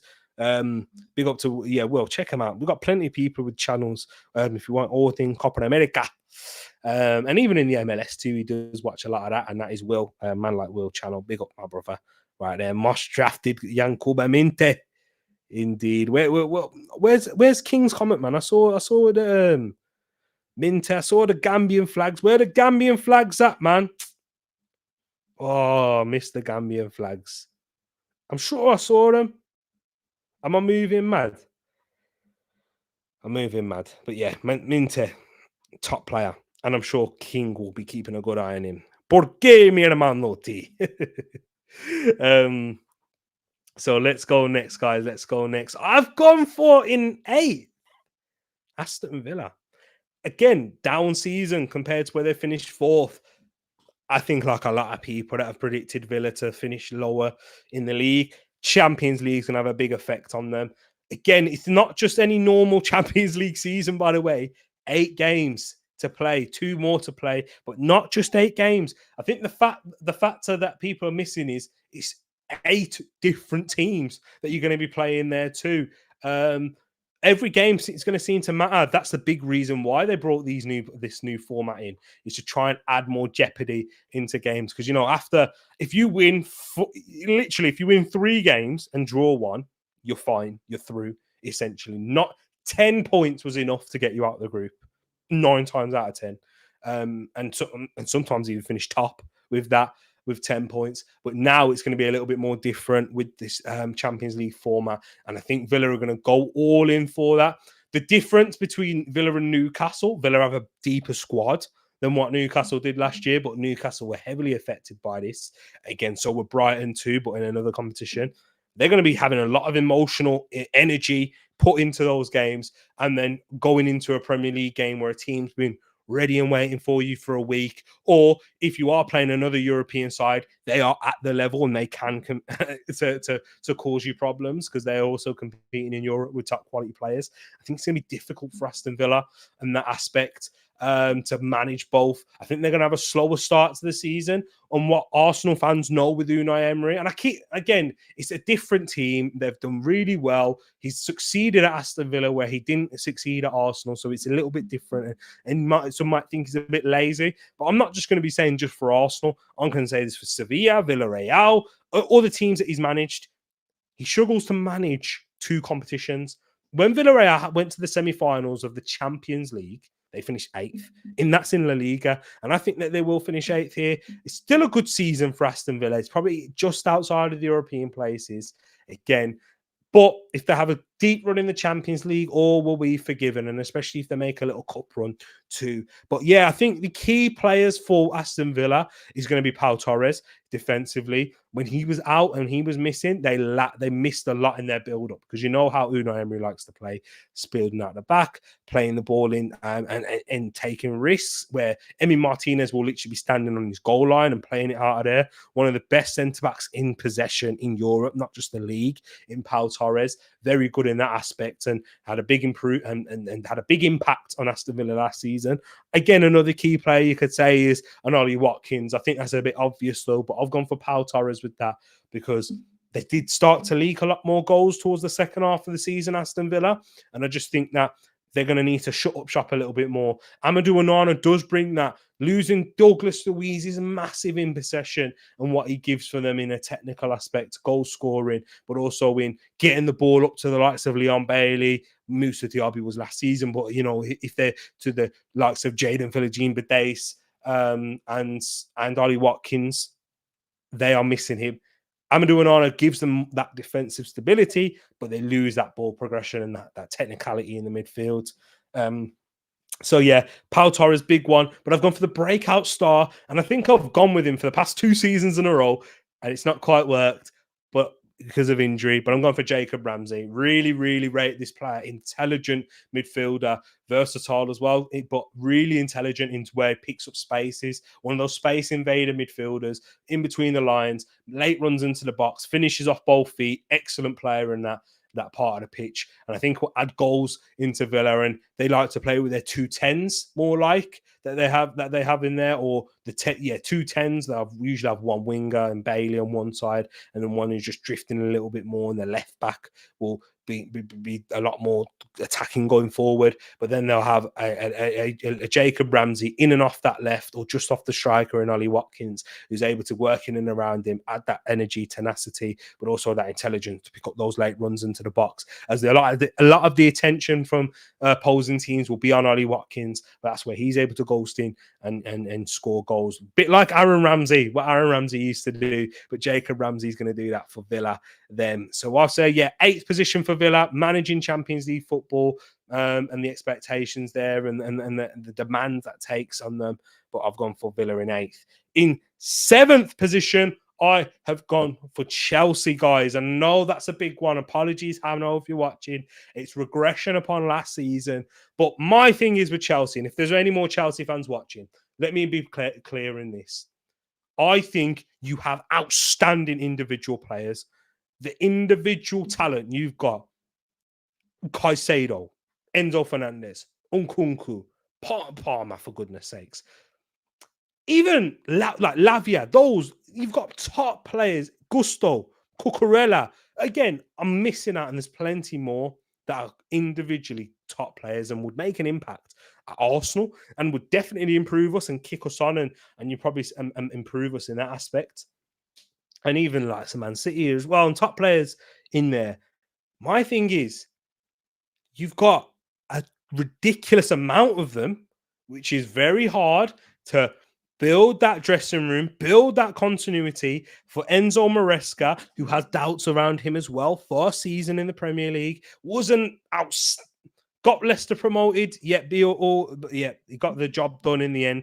But there's a lot of doubts and question marks about how he got it done. They start to pre-season, Maresca trying so many different things. It's not quite working out. Of course, they're going to have that transition process, which is always expected. But even the doubts surrounding Maresca, you've given him a very difficult job with managing those players. The morale, how that's going to affect the imbalance that you've got right there. Look. João Felix could be going to Chelsea. You're adding in a João Felix who plays well off of the striker in that number 10 second striker role, that type of position. You've already got Nkunku. You've already got Cole Palmer. And the way that Maresca plays, I don't think he'll be using Cole Palmer as one of his right wingers per se, because he likes to keep his wingers nice and high and wide, who a 1v1 direct threat. Cole Palmer works inside of that, in that little half space where he's able to come in and play his passes, be creative, link up with a striker, ghost in there, have that bit of freedom. That's what he likes. Maresca doesn't really like that from his wide players. So I think you're really going to mess up the congestion in that middle, and how you're going to fit in Nkunku there, as well as a Jackson. And if they do sign Osimhen, again, we're going to do this prediction later on as well in September. If they sign Osimhen, I might adjust it, because that's just goals, guaranteed goals that they will get right there. But I just think that the environment isn't conducive for a successful team. I really don't. It's going to cause a lot of new manager, new players, so many in transition, still a very young squad. It's just a recipe for disaster. And and the mad thing is, it's very good ingredients that Chelsea have got. Top ingredients. I speak to my Chelsea friends and people, brethrens on Twitter, and I'll talk about when the individuals, we're talking about, yeah, he'll improve you there. I can see how that fits. But then when you talk about, oh, but you've got another player in there, you got, oh yeah, Palmer in that off of the striker, perfect. But what about Nkunku? Oh, yeah, okay. And then, oh yeah, but João Felix is coming in. Oh, okay. Your centre backs, not great either. Defensively, I think the weakest area of the pitch is in that back five for Chelsea, not the right back, and maybe not in the full back positions, but in that spine, that goalkeeper, two centre backs, not good enough for me. And it's not that Levi Colwell's not good enough. Of course, I highly rate him. I really do appreciate Levi Colwell, and he's had a difficult preseason, but I don't think he's given. You need someone experienced next to him. He's a 21-year-old defender. I'm not saying you need old. I'm saying you need Premier League experience. And you're bringing in and putting in a Tosin Adarabioyo, decent defender, but doesn't raise the level. But Tosin Adarabioyo to replace Thiago Silva now, not enough for me. And I just don't think it's a conducive environment. And I know I can't see Maresca being here next season, even though he's given that long contract. And Chelsea made a real point in saying this is our man. But they've said a lot. They said this a lot of the time. They brought in. I mean, it wasn't they, as in the directors. I mean, the board, but it was the owners that brought in Graham Potter, gave him a long contract, sacked him within the same season they hired him. It's a bit of a mess at Chelsea. Again, if you think differently, let me know. Again, guys, you've absolute excellent in bringing this in. Both King and Luke have kind of brought this point up. Chelsea will get exposed in defense, in transition and set pieces. They have very few PMP players, not enough height, and they lack leadership and experience. No confidence in there. And just promoted Enzo Fernandez. And that's where Luke goes. Imagine promoting Enzo after what he took part in. Vice captain now, Enzo. Again, we're hearing they do the PR. Yep, oh, that's fine. Enzo, we're happy with him. Reece James, Axel Disasi had a nice conversation. Guys, if you're at work, you've been caught up in a controversy, you have to apologize and you get a promotion. How is that going to make, forget you, just it's easier to imagine with someone else. Someone else within your workplace has offended you, done something wrong, dirty, getting disciplined for it. Oh, and then we just give you a promotion. And you can manage me now after you've just offended me. And yeah. Again, the harmony in wonderful individuals. Harmony's not there. And we know how important that is in the Premier League. We've seen so many great individual teams, and that what they're doing in the transfer market. It makes sense what they're doing, you know. Like people say, I don't get it. I get it. They're buying players to essentially flip them for more. They get players in for 20 to 35 million range, and they'll sell them for more for profit. And they do that really well. That's one thing you can praise Chelsea for. But is that going to make you a successful team? Heck no. You're trying to do what Brighton do, but with Chelsea. Chelsea is the fans, the expectation. It's not great. That's my big reason. And I know I've been quite down and negative on Chelsea. I do apologize if you are a Chelsea fan watching. You're like, mate, where's my season optimism? Or you know what? We'll show you again. I'll be if I'm proven wrong. Well, again, it'll be then we'll have to hold our hands up and look, say, you know what? Maybe we are starting to see the fruits bearing from this Chelsea tree of madness. Yannick says, how many Chelsea managers are sacked feel like every 10 year? But mate, there's 10 every year. It's true. It does feel like there's 10 every year. King says, I hope Chelsea get relegated. Only allow a player to sing racist chant, decides his own punishment and get promoted. Exactly. I hear that. Do you know what? I thought I was laughing initially because I just thought it was from an Arsenal fan, but there's deeper meanings to it. And it's true, man. I hear it. It's not a good way to be managing the PR in their football club right now. OTC is gonna slap you on the Reckless show. Don't worry. We'll have that nice little thing clicked up for him.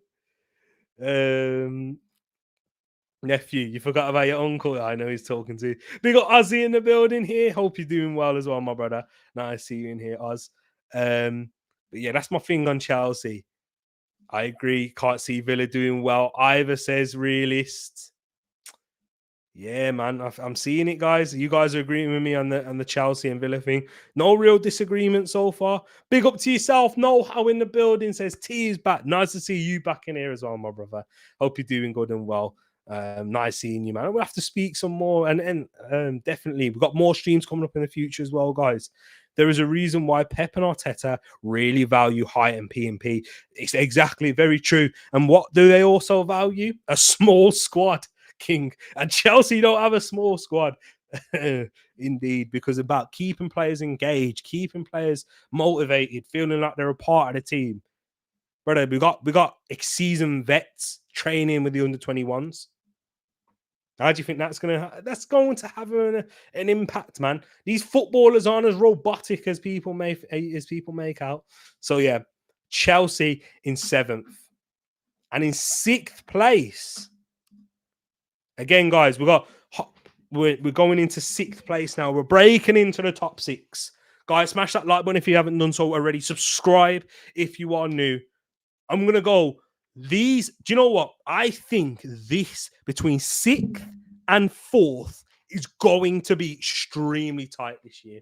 It was last year, I think even 8th actually. Man United finished 8th, and there was only 8 points separating them and Villa. That shows how tight it is. But I think it's going to be, again, guys, take these with a pinch of salt, because between 6th and 4th, I think this could be flipped the other way around. And I also think there could be like multiple changes in here. Big up to my brother Enz in the chat as well. Love to see you in here, my man. 6th position. I've gone with Newcastle. And the reason I've gone with Newcastle, and I think they'll have a much better season than last year. 1 game a week, big factor. Many injuries that they had to deal with last season.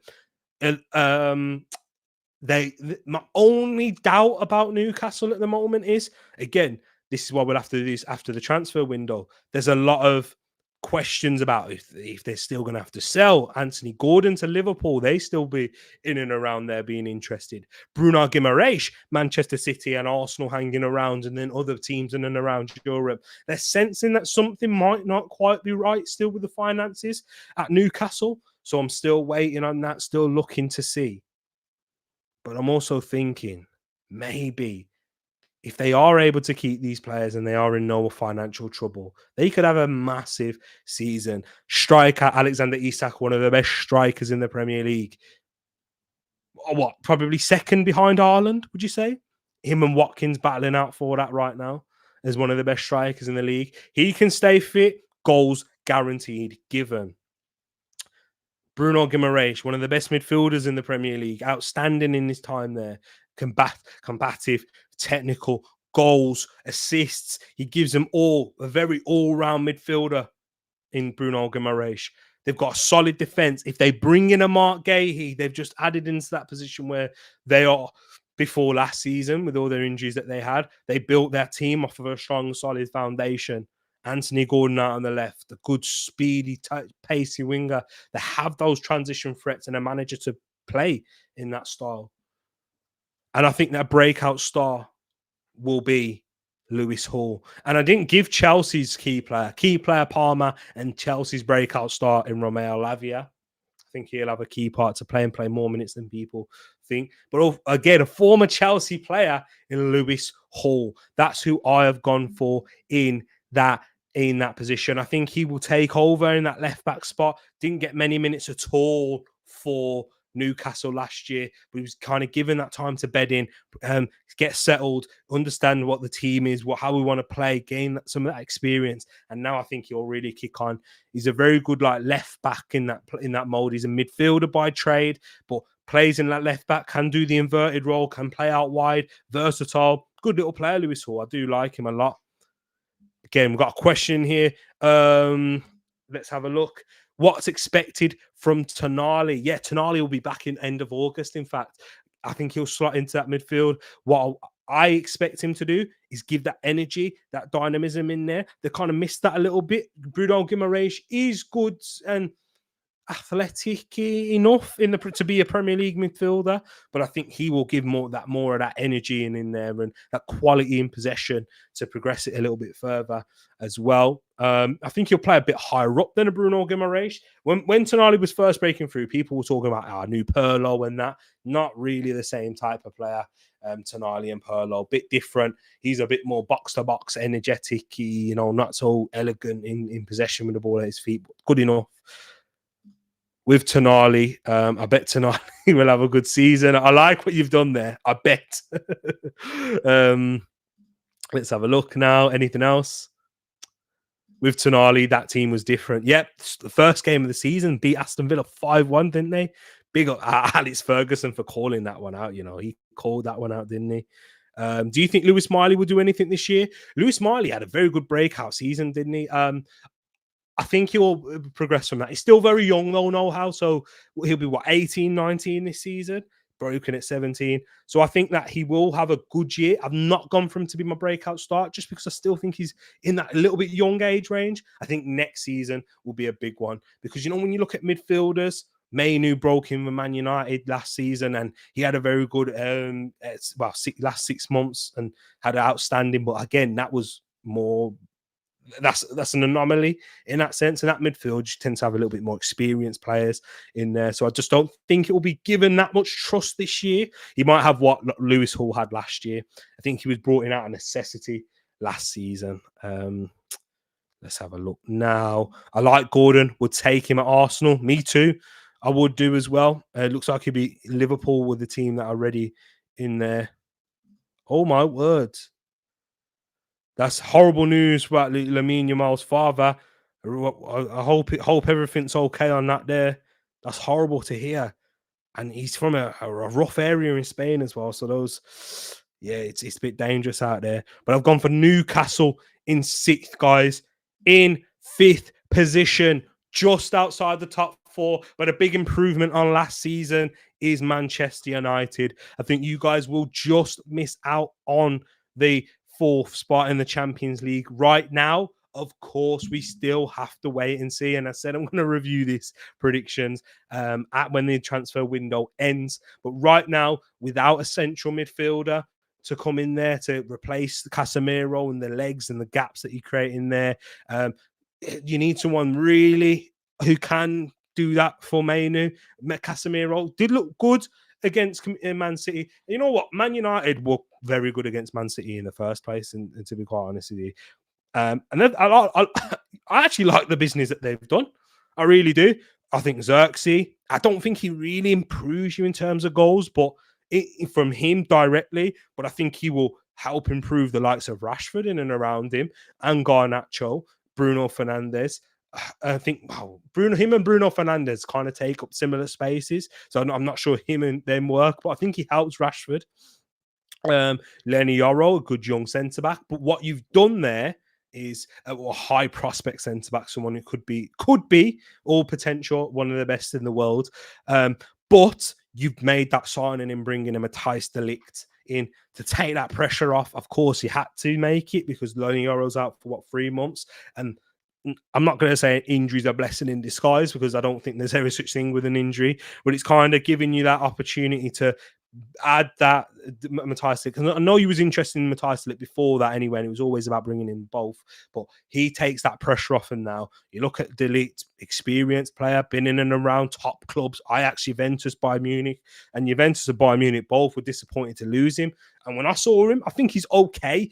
He's not reached the heights where he was expected to when he first broke in at Ajax. When I first saw him there, I thought, wow, monster at the back.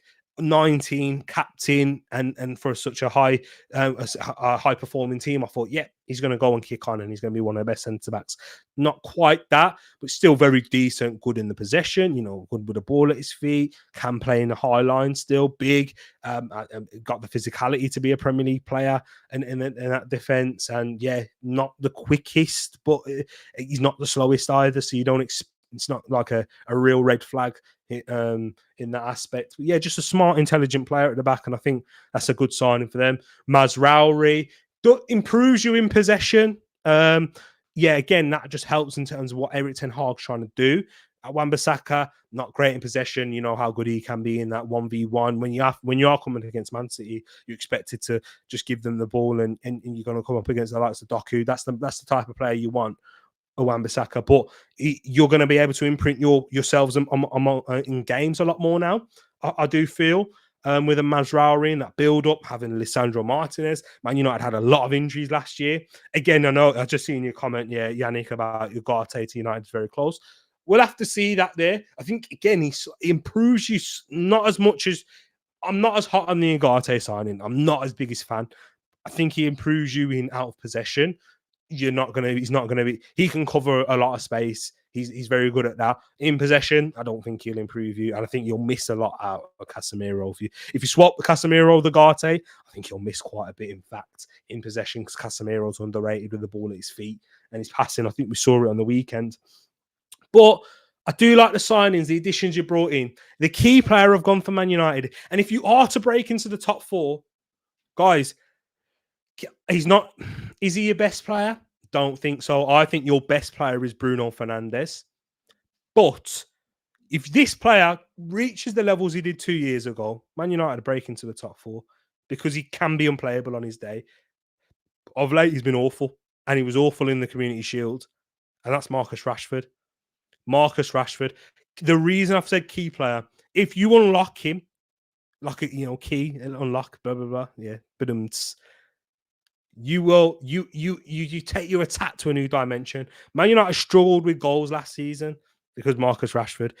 You pay that man 350k, whatever, how much money you pay him the big bucks. He's not going to be dropped out of the side, even when he deserves it. Really, you should be starting the season if we're doing it based on form. Garnacho on the left, Amad Diallo on the right. Simple. Not going to happen though because of it's politics in football. Marcus Rashford earns the most money at the club. He's Manchester born and bred. Marcus Rashford is a red, whatever, you know what I'm saying? Like that, he's going to play week in, week out, no matter what. And it's Erik ten Hag's job to get the best out of him whilst he's there. I think I understand the frustration from a lot of United fans. Say, I can't trust him enough. He's not reliable. Get rid. Easier said than done. You're seeing with that and how you're struggling to get rid of players because of the previous regime and what they've done and how they gave contracts out and et cetera, et cetera. But Rashford, he's the key player for you. If you are to have a good season, Marcus Rashford has to have a top one. Bruno Fernandes can play really well. I thought, again, Bruno was quite good last season, but look at where Man United finished. It's not, you can't just have just Bruno. Bruno's fairly consistent in how he plays there, so there's no worry. But my Rashford's a difference. Lisandro Martinez is another one you could add, guys. Missed him a lot in the defense, of course, and helps you in terms of ball progression. One of the best. And we talked about, Pau Torres earlier, one of the best of the ball at his feet. Lisandro is. If Arsenal loved him, if Arteta does, if he was at Arsenal, I think he'd play at left back, and he might do what people think Calafiori might do. You know what I mean? He might have done what Calafiori might do. You play at left back initially, then break into that left centre back. But yeah, I do like Lisandro Martinez in there too, and mate, I think you should see more left back minutes. Let him grow in there a little bit more, and you played De Ligt, Yoro, and then Martinez at left back. I think that'd be quite interesting. Dalot, I really rate. So I think you've got a decent squad. I don't think you've got the greatest of managers, but again, he's not a terrible coach. He's just that I don't trust him to build that midfield the way he should. And with the players that you've got right now, you need again, you probably need what everyone's looking for, what Liverpool are looking for in the market. A DM who can destroy, but also can play in possession to really support Kobe Mainoo, let him be that box to box midfield player. But yeah, I do think you've got enough talent, Man United. You've got the talent there. Maybe you lack a little bit more. There's so much reliance on Rashford to score your goals. But the breakout star I've gone for you. I wanted to go with Garnacho, but I think he kind of broke out a little bit last year. But again, who do you know who I gave you as the breakout star last year? And I said it was Mainoo, and it was Mainoo, and he did, and you can say that he did. But I'm gone for Amad Diallo. I think Amad Diallo will claim that right wing spot, take it by the end of the season. I think that's him. I think Amad Diallo takes that right wing spot. There's a lot of players there. You got Garnacho who can play there. You got Anthony. You got Jadon Sancho currently. But Amad will be the best one there. I think Amad Diallo, bright player, looked very good against Man City. But even when he played against Arsenal, actually, I thought he was quite sharp and decent. Left back missing. That's where you should play, Lisandro Martinez. Maybe not now until Yoro comes back. But yeah. King, Rashford is finished. I can't lie. I don't see him peaking again. Why is that? Why is that, King? Paxton agrees with you about Rashford. Will says, I also think Man United need more depth in their team. Let me think beyond. Okay, they've got depth in that right wing spot. Hoyland and Xerxes. Yeah. Okay, that's decent. But yeah, okay, that's decent. Up top. I question the quality in terms of that. I don't think it's the best top quality for what Man United need to do in terms of their front line. Left wing, Rashford, Garnacho. Midfield, yeah, they do. Yeah. I'm with you there, Will. That midfield depth, what? You got Casemiro, Mainu, McTominay, not at the level. Yeah, not great. The centre backs, they've added that depth now. Delict, Yoro, but Yoro's out, so they're going to be relying on Maguire, Evans. And I like Maguire, but not for what Erik ten Hag wants to do. If he wants to play with a high line, you can't do that. You got to make that space between the midfield. You got to make that space in between the defenders and the attackers a lot smaller. Too much space last season. It was ridiculous the amount of space that teams were able to attack in that midfield, and it was a nightmare for Mainu and Casemiro. So you got to make that smaller and bring that defensive line a bit higher. And I think you can do that with your role. But yeah, okay, I hear you left back. They haven't got no depth there. Right, I mean, they got right back now. Mazraoui can play left back, but it's not ideal. I hear you. I'm hearing you. Midfield depth is the worst part for them. I think United's big issue will be goals and defending transition. That midfield is weak. Yep, agreed about the midfield. Rashford only chance of getting unlocked is if he learns from a locksmith, because that brother shake my head. Big up to yourself, my brother CM in the building. I don't think Rashford wants to unlock him the key himself. Rashford is unstoppable on his day. For United to come fifth, I see this season, I think they need to bring in they need someone to bring what Shaw brings when he's fit for 38 games a season. A left back, yeah, true. And he's picked up another calf injury. But Borough just beat Leeds 3-0 away. Oof. Leeds haven't had a good start to the season, have they? Europa sounds right for Man United. Man United got delete, exactly. I think United will get top 4. Spurs don't want CL football, remember? I hear you. I agree. I agree with this. We will be challenging for the Champions League, but from what I've seen so far, we have done some good things, but also need to improve on key areas. Huge season for Erik ten Hag. Exactly. Left back, midfield. Those are the two biggest areas right now. Yeah.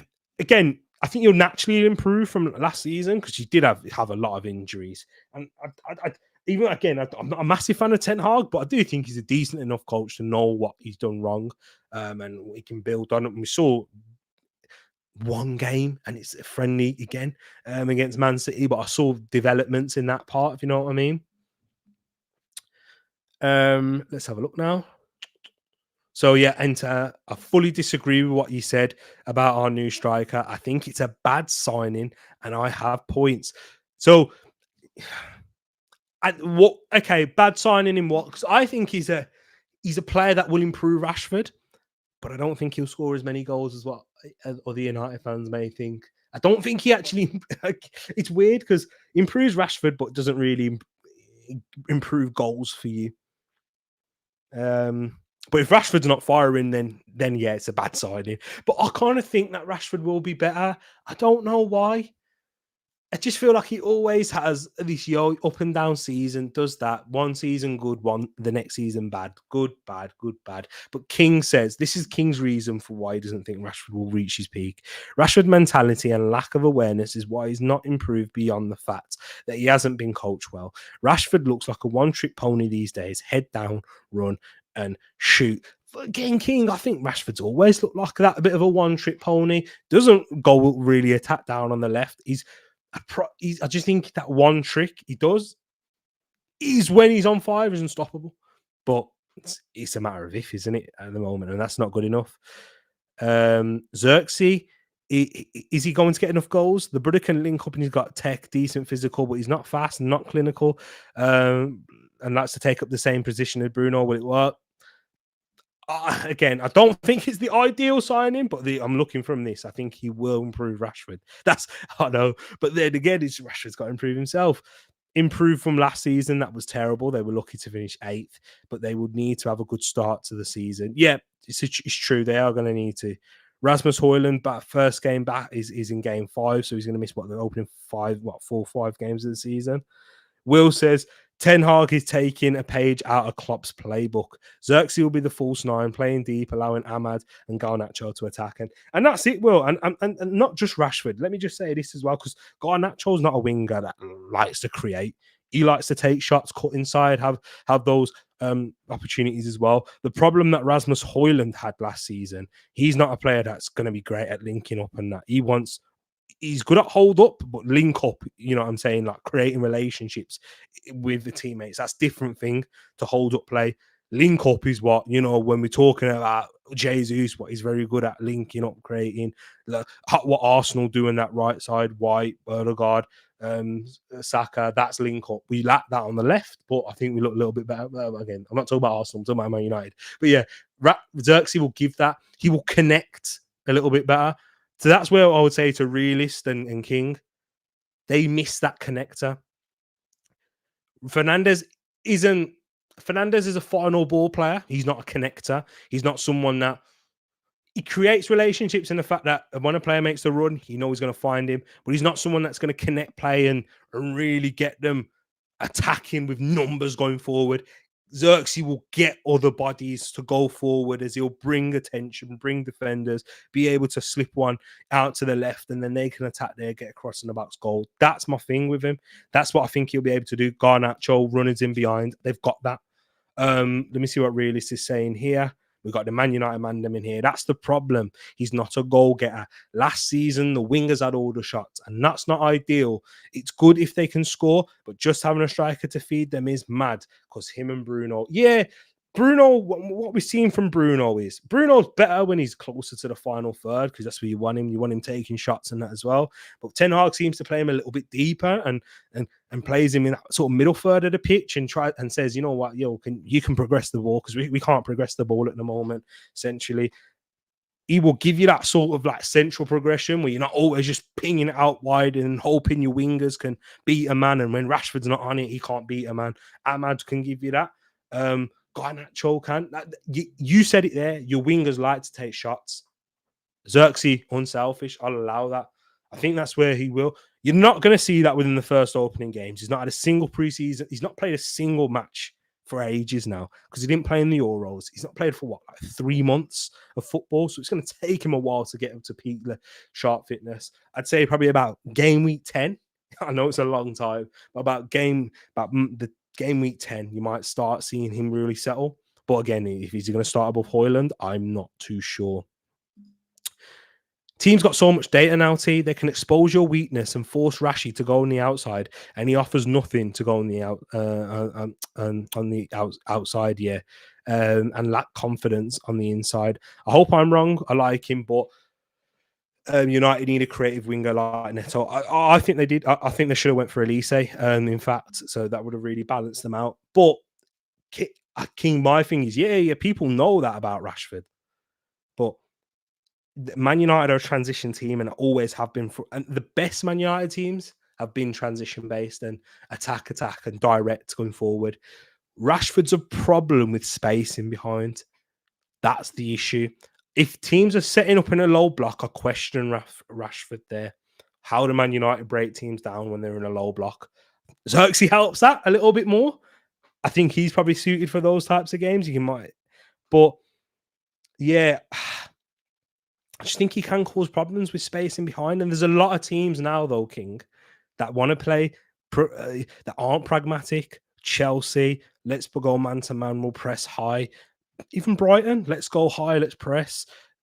Andoni Iraola, Bournemouth, let's go high press. Man United struggled with that last season because they couldn't move the ball. They had too much gaps. And teams, when they turned over possession, their defense was too deep, etc. Like we saw with our goal against them. They can bring that line a little bit higher. They've got better ball progression now with Martinez, De Ligt, Yoro. Mazraoui will improve in that aspect too. And I think Dallow's pushed on. I'm a little bit more positive on Man United than even some United fans in here. Big up vibes in the building. Here says T is waffling. I know we spent a long time on Man United, but we've got a lot of Man United fans in here as well, so we have to give him a good bit of attention. Big up vibes. I've gone for Man United in 5th. Not even Neto, just someone. Yeah, I think Elise would have been better for you, but he went to Bayern Munich in the end. 4th position, you guessed it. Tottenham Hotspur. As I said, 6th to 4th, I think could be very different. I mean, there's probably not very different. I think the points margin is going to be very tight. My thing with Tottenham is a year further into their development, I think Solanke will help in taking the pressure off of Heung-min Son from a goal out aspect. I don't think he's an elite. I don't think he's going to be the type of striker who will take Spurs from challenging the Champions League to title chasing. But I think he'll help that into getting him in the Champions League, finish 5th. My question with Spurs is the defense. That is my question with Spurs. That defense and how Ange likes to play aggressive in possession, aggressive out of it, a lot of space in behind. Look at the space that Van der Ven and Romero have to cover because both fullbacks are inverting and pushing high. Yikes. I think it's asking a lot. That could be their Achilles heel. Their key player for me. And if Spurs are going to have a good season, again, not their best player, but the one player that they really have in this creative aspect, and that's James Maddison. If James Maddison's not firing like he was at the beginning of the last season, Spurs lack creativity. They're very predictable. Spurs are, because they just go to their wide players, and I don't really rate their wide players. Son, again, I don't really class him as their wide player, but when they go to a Kulusevski, when they go to a Brennan Johnson, too predictable. They're not creative outlets out in those wide areas. Richarlison had a good period, but struggled with injury again. He's not going to get you 15 goals, is he? He's not going to contribute with 15 GA in that aspect. So they are very reliant on Maddison's creativity. Their breakout star, I think, I wanted to say Pape Matar Sarr because I think he's the one Spurs player I really rate. Very good technically in midfield. But again, real box-to-box engine. Wouldn't want him in that 6th position. Can play in a double pivot, but I prefer him as an 8. Let him go forward. Let him be adventurous because he's very good, tight in possession, tall, big frame. He's got that lanky sort of build. So I like that with Pape Matar Sarr. But again, another breakout one the reason why I didn't fully go on Sarr is because I think this guy might play more, and that is Archie Gray. Archie Gray, you good young player. English, so he will get a lot of ratings coming from Leeds in the Championship. Again, gives them that physicality, technical ability in the midfield. You can see the style that Tottenham are going with. Hard workers, aggressive, press, young players to build around in that midfield. So yeah, Archie Gray, I think, will help in that aspect. And I think will be a breakout player. But that's my thing with Spurs. I think they're scoring enough goals. They will score. Son, great at one. If you put him in 1v1, unless it's Man City, don't remind me of that. He will score goals. Maddison, heavily reliant on him. Defensively is the big question. That's my question with them. But I think that they've got enough. Ange Postecoglou, good manager. Got found out a little bit, but I'm kind of falling into a little bit of the Ange hype in terms of the second season. He does do well in his second season, those Ange Postecoglou, and he had building blocks to begin with. I think injuries was a big factor into why they dropped off a lot after that beginning of the season. Let's see what your thoughts are on Spurs. I know, yeah, brother. 11 herbs and spices FC. Really, so I can't even see. I can't even see what I said. Who deleted your message? I didn't delete your message. Oh, he's just one in the chat. If Spurs don't get better defensively, I don't know if Ange will be the manager going into the season after this. Defensively is their biggest question. He can't be as naive as last season, though. He can't be. If he is, then Spurs, I'm telling you, 6th or 7th. But I just think they might. I think he might. He's got to adapt in some way. Set pieces defensively and defending set pieces is poor for the Spurs. But goals. King agrees with me. Solanke is a good signing. There's a contrast in here. Solanke was a terrible signing for Tottenham. Mans and Ketia with a growth spurt. There's still time, but I don't know why Spurs haven't signed another defender or winger. Exactly. They need a winger. They're crying out. As I said, too much reliance on Maddison for creativity. They don't really have it from out wide. And defender, if Romero or Mickey van der Ven gets injured, boy, oh boy, those are the two players they really need. Vibes, bang on the money. Solanke's a good player, very underrated. I like him. I wouldn't sign him for Arsenal because again, I'm trying to. What Arsenal are trying to do is win the league against Man City and compete in the Champions League. Solanke will be a very good for top 4, I think. Yeah. I think Son is the player to look out for. Yeah, I think everyone knows him now. I don't think you're going to see much difference in Son's game, though. Bargav, always been a clinical finisher. Probably see him become a bit more centrally because, he's 32 now. He's not going to be out wide as much. You're not going to get him to run all the hard yards. Basuma is their DM, isn't he, King? I don't like that. I've never been hot on Basuma. Never. Yo, Luke, when we didn't sign him 2 seasons ago and he went to Spurs and all the Arsenal fans having a meltdown, I said no. I don't think I'm glad we didn't touch him. I don't think he's as good as people make out. I got racially abused for that. It was mad. Fans debating Conference League. Basuma is at best an 8 with the ball playing beside a DM. He's too. Yeah, it's true, man. He's too risky in possession. Basuma, he takes too many risks to be a DM. He likes to be a bit too adventurous, and I don't think he's quite an 8 either. Because I don't think he brings enough in the final third. He likes to do all the build-up thing, but not really. It doesn't give you anything in the final third. Son like Sterling, a player that everyone would appreciate a transfer. I don't mind him at Spurs actually because he ain't gonna win nothing. But nah. But in all seriousness, yeah, 4th for Spurs. All right, now the top 3. We're 2 hours in. I've not even spoken about who I think is going to finish first. 3rd, Liverpool. I think again, Arne Slot. I think that's a decent appointment, mate. That's. I just think the problem is that they are still much better than everyone else in that keeps them away from the pack. Van Dijk, Trent, Salah, Arne Slot's a decent manager, not too much of a difference from what him and Klopp does. A bit more possession based. I know the players have spoken about it a little bit more. Differences with the ball and without the ball, a bit more controlled in their press and happy to sit a little bit more. Whereas with Jurgen Klopp, it was full gung ho, full press, full throttle, and then direct with your passing, direct going forward, a little bit more patterns of play. And I think that's going to really make Harvey Elliott thrive. What I saw from him in pre-season against Arsenal, boy, oh boy, he cooked us in that first half. Liverpool's best player by a mile. And I think in terms of how Arne Slot plays with the number 10, it will suit him a lot more than what Jurgen Klopp's type of football. Jurgen Klopp, midfielders, two engine. He loved his engine in there, physical players. Javier Litt's not that. He's your intricate half space, connects with a winger, you know, all those types of things. Has a shot, can nice little reverse pass. That's the type of player he is. Tight spaces. That's where he thrives, and that's what Liverpool will come up against a lot more, as they are a more possession-based team rather than a direct pressing team.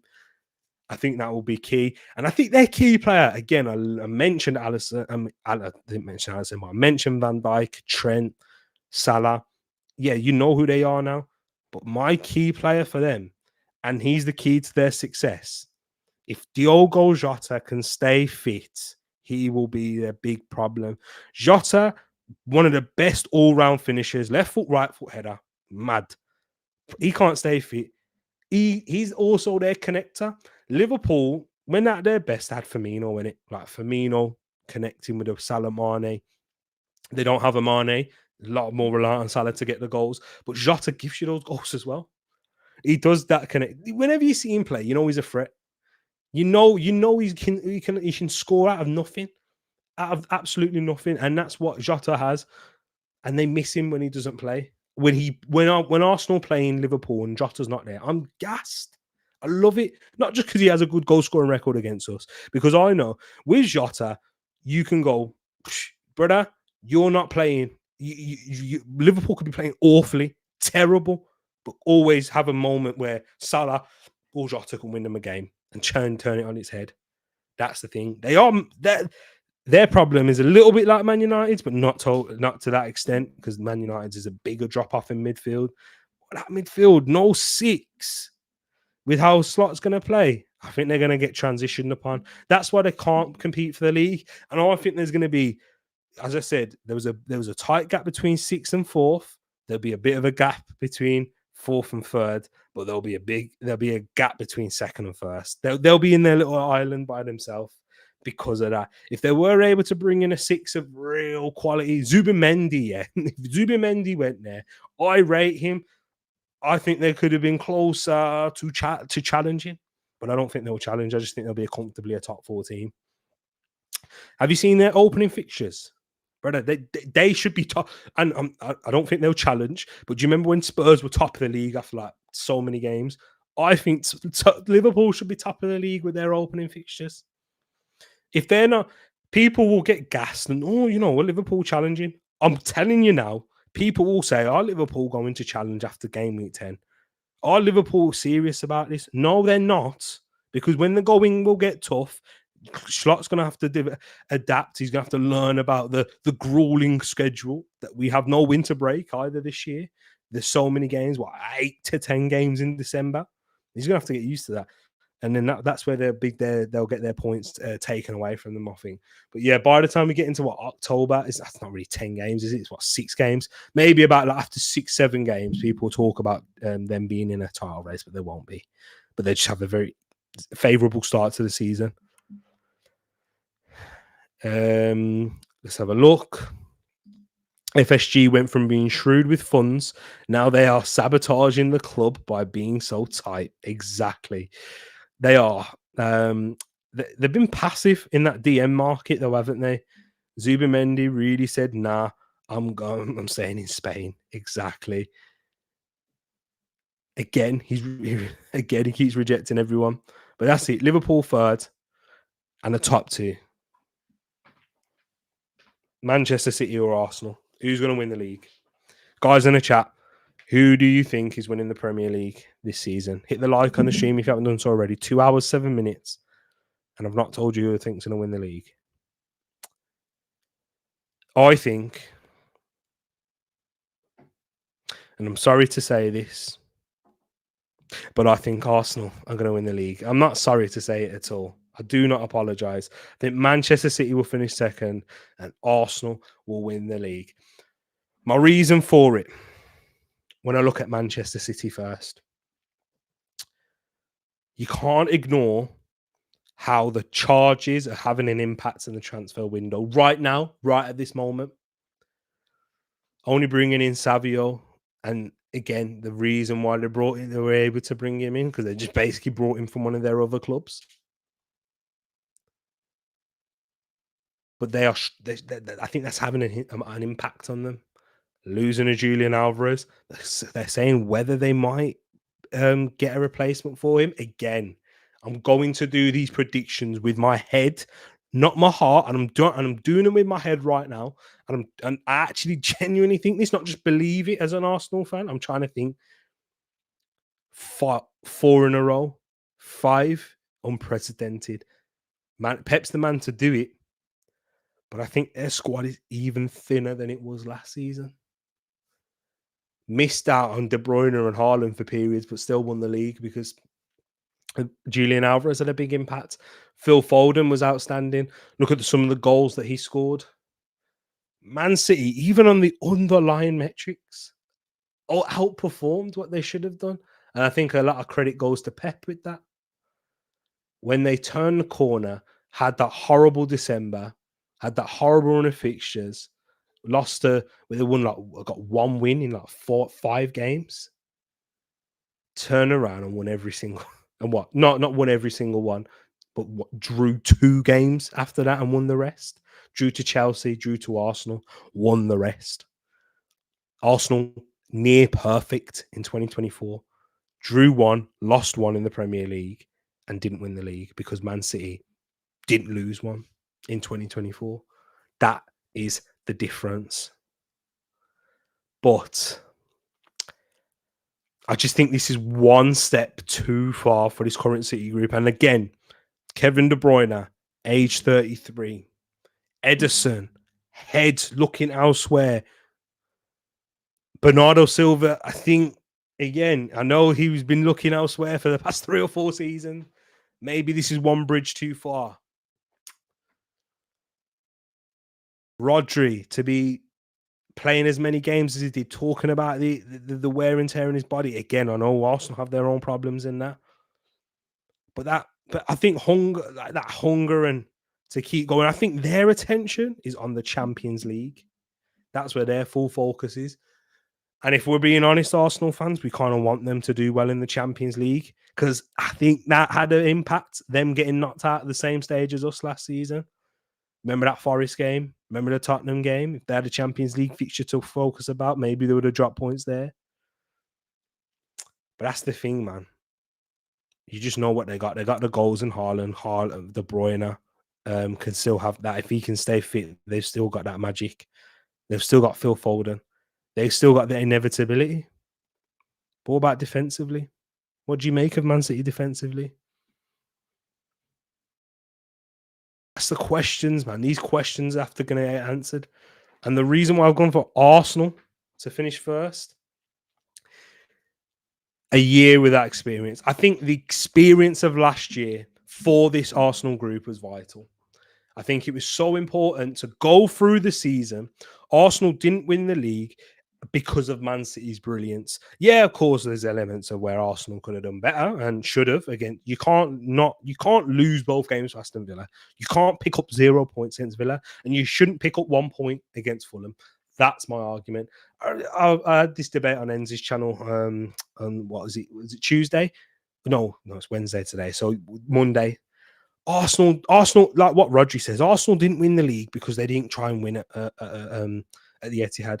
Miss me with that nonsense. Miss me with the nonsense because Arsenal played for a draw.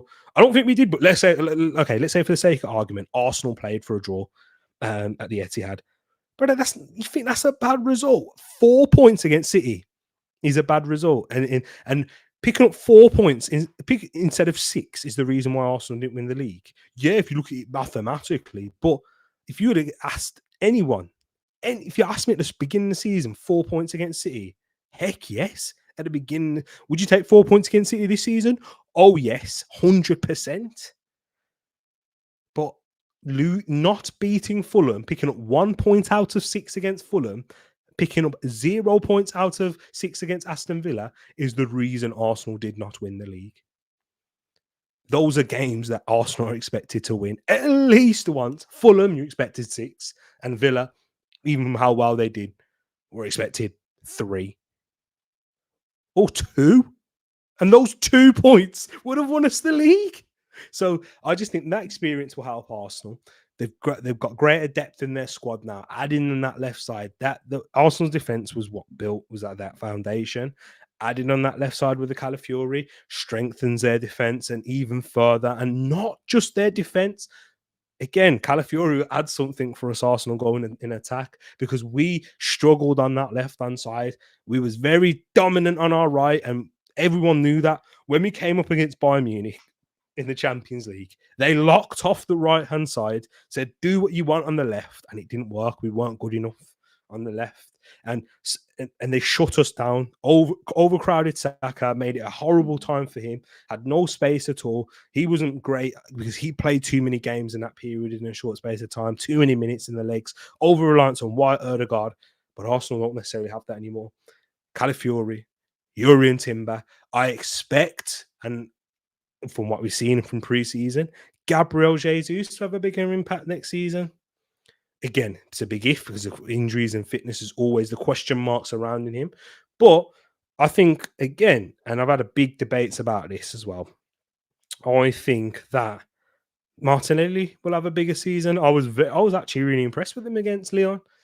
He didn't have the end product, but he was a lot more effective in the game than he was any point last season. You can speak to Will, you can speak to Reelish, you can speak to Vibes.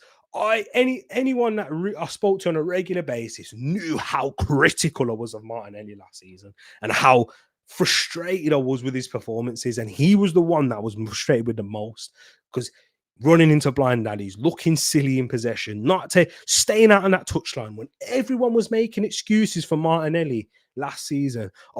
He's not totally got that left side again. Yeah, that's a factor. But the biggest reason why Martinelli didn't perform because of him last season, because of what he was doing. He had teams set up against him in a new way. He didn't adapt. He didn't take on to the next level. Saka's had to deal with that all the time. And yeah, Saka's got a better platform with Odegaard and White. But even when White wasn't playing well and Odegaard weren't, Saka was still getting in product and putting the ball in the back of the net. That's what you at least expect from Martinelli. Trossard was doing exactly what Martinelli should have been doing at a base level.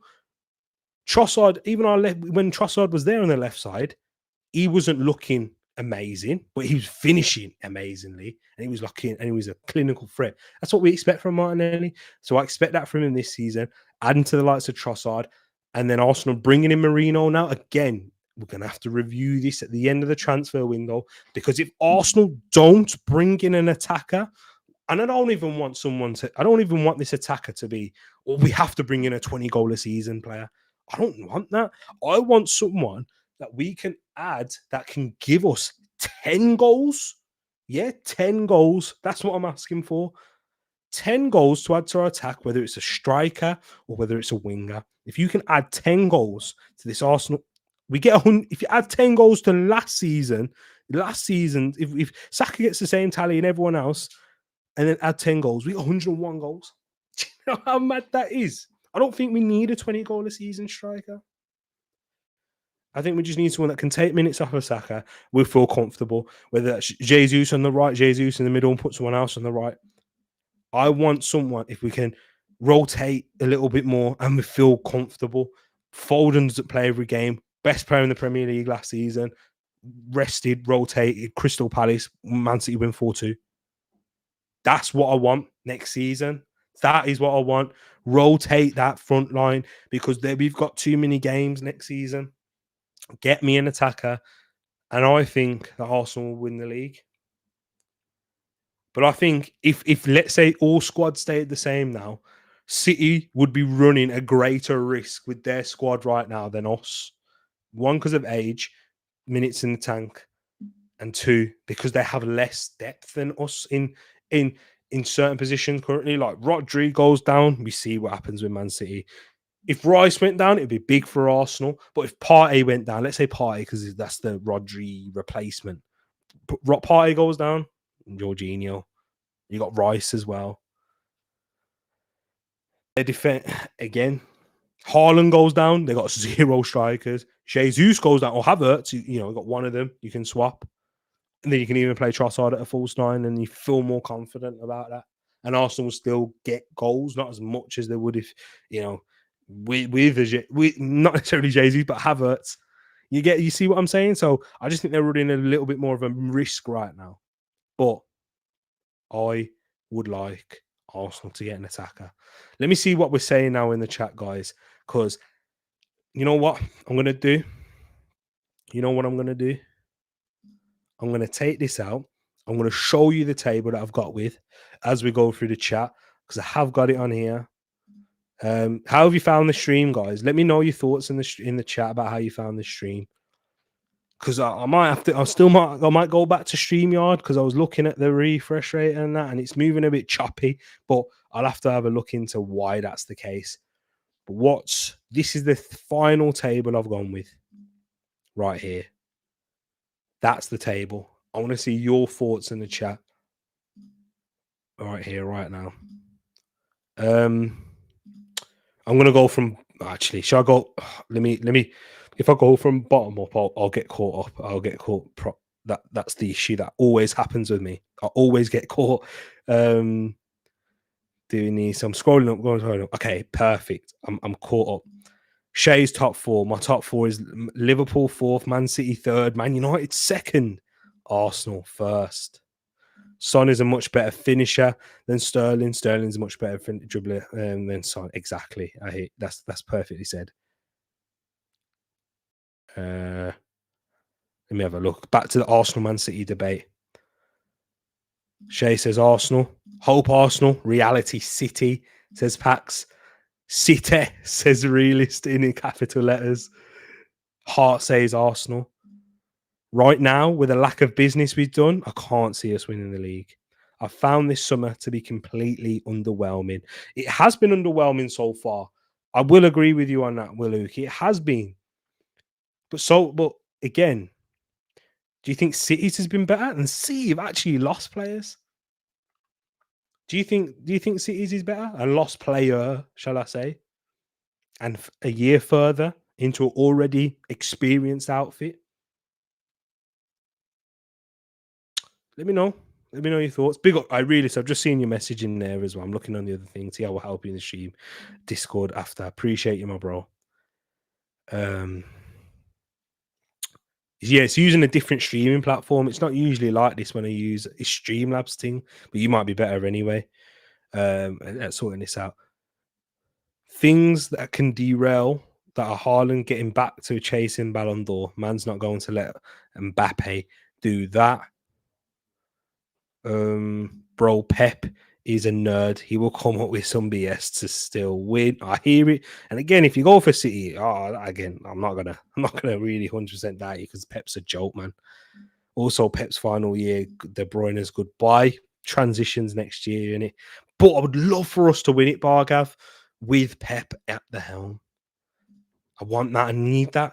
Because I don't want had to win it without Pep. I don't want that. And I think we're good enough to do it. Pep has installed the ultimate winner's mentality in their team.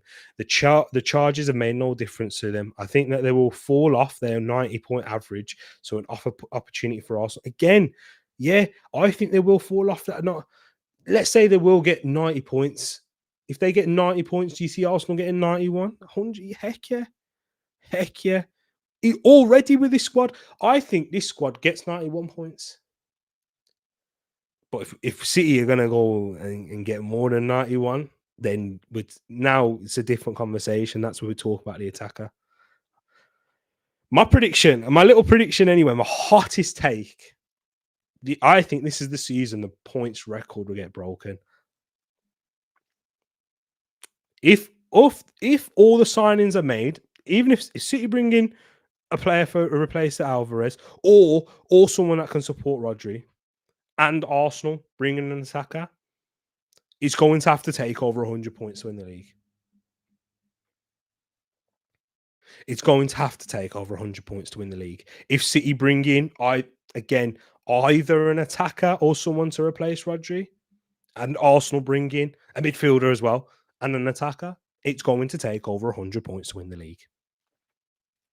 That's how far I think it can go. But currently, right now, I think it's low 90s. But yeah. Let's have a look now in the chat. We need those final elite pieces. City go after trebles. Exactly. I think Champions League, we need the elite piece. Don't think we need elite for the Premier to win the Premier. I just think we need to add more goals and not even a lot, but just a bit more goals into our attack. But I don't see us going on the run we had from January till May. It's brutal to not win the league. I think we can, man. I really do. The reason why, Luke, you have to remember the reason why we struggled in that first part of the season. One, what's his name? Rice, Havertz, having to adapt that mishmash in that left hand side. We didn't even find Havertz's best position until late.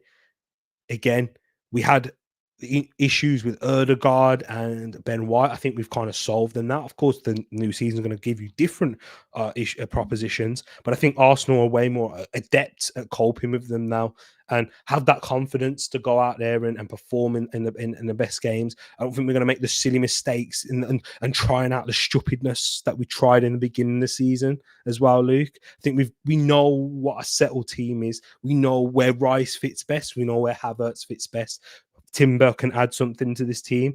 Again, we're talking hypotheticals here because injuries and that could happen, but it's very unlucky to lose Yuri and Timber and get him to play 2 games, the first and last game of the season. Do you know what I mean? So we're more adept of dealing with those types of injuries now. Again, still other areas that if Saka gets injured, yeah, we're in trouble. And not necessarily in trouble. Long term, we're in trouble. But yeah, it's because we'll be playing we're playing the same team for week in, week out. If Arsenal can get a striker like Tony or Isak, we can win the league. I think it's very hard to predict City. I can't see them winning. Pep is an alien. He's only lost 3 league titles. Yeah, it's very hard to not predict City, what King's saying. We did play for the draw. I do think there's something in going to your rivals, to your title rivals and turn them over. We did that in 98-02, Old Trafford and Stamford Bridge. Yeah, I hear that, but I think that's a different time because I think there was not the points tallies that needed to win the league. And let me give you the best example. Manchester City, how many times did they go to Anfield and win when they won the league? Not many. Manchester City didn't even beat Liverpool a lot in those title winning seasons.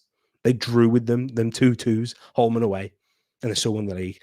Arsenal will win or lose this league against the teams that they're meant to beat. Our top 6 record's ridiculous. And I want to tell you something mad as well. Do you know the top 4 record, Luke? That I used to think this. I was adamant.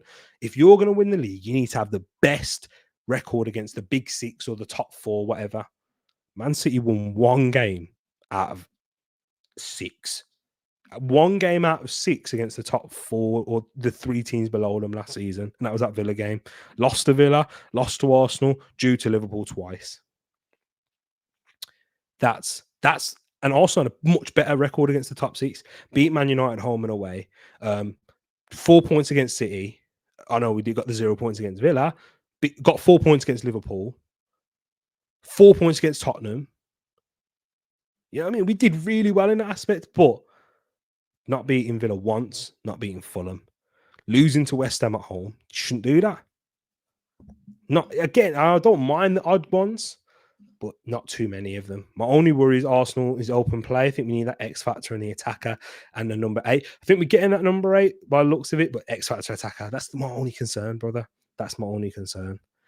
I didn't have a problem with the draw at the Etihad. I said for a long time we lost the league in December. Too many drop points there. Exactly that.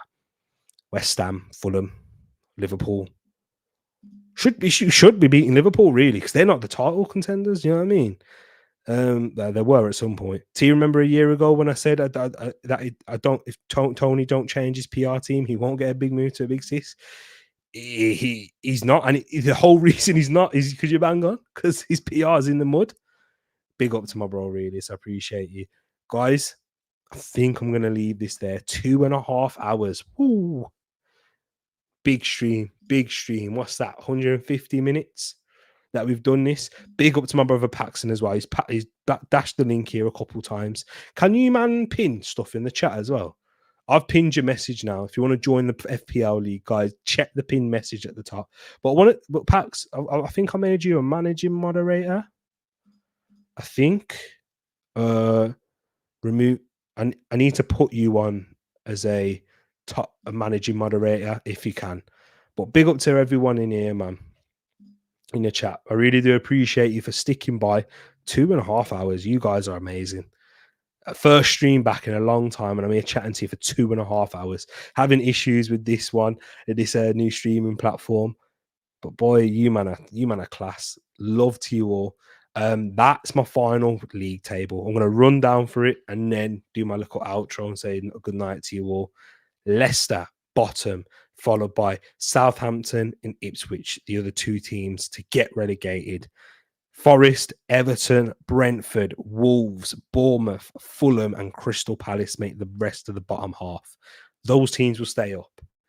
And in the top 10, West Ham, Brighton in 9th, Aston Villa dropped down to 8th, but that's with Champions League football.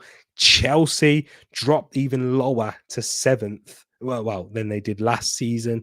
Newcastle performed better than they did the season that landed last season in 6th, and they recover in their European spot. Man United improve on their dreadful season and make it in 5th, but not quite enough for the Champions League at this moment in time, with Tottenham in 4th, Liverpool in at 3rd, Manchester City losing out on the title, losing their grip on this dominance to the up-and-comers, Mikel Arteta's Arsenal.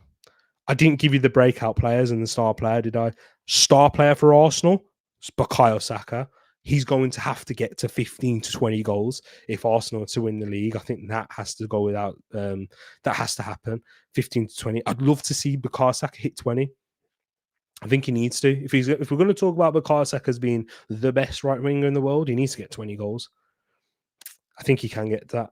Adding more of those headed goals into it, I think that will support him. Breakout player for Arsenal, Jurrien Timber.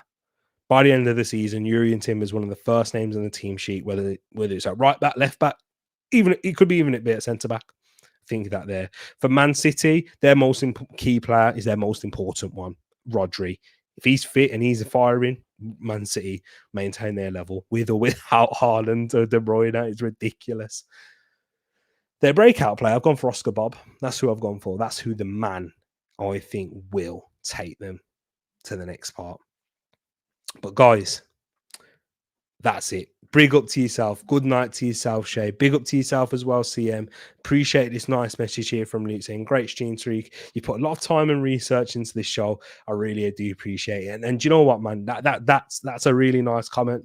And I know to you, it might just be a nice little, gesture, but for me, that means a lot. Brother, I put a lot into this, man. I put even just setting this up, research. It took me a good 2 days, man. I was chatting to Realist, and the thumbnail, man.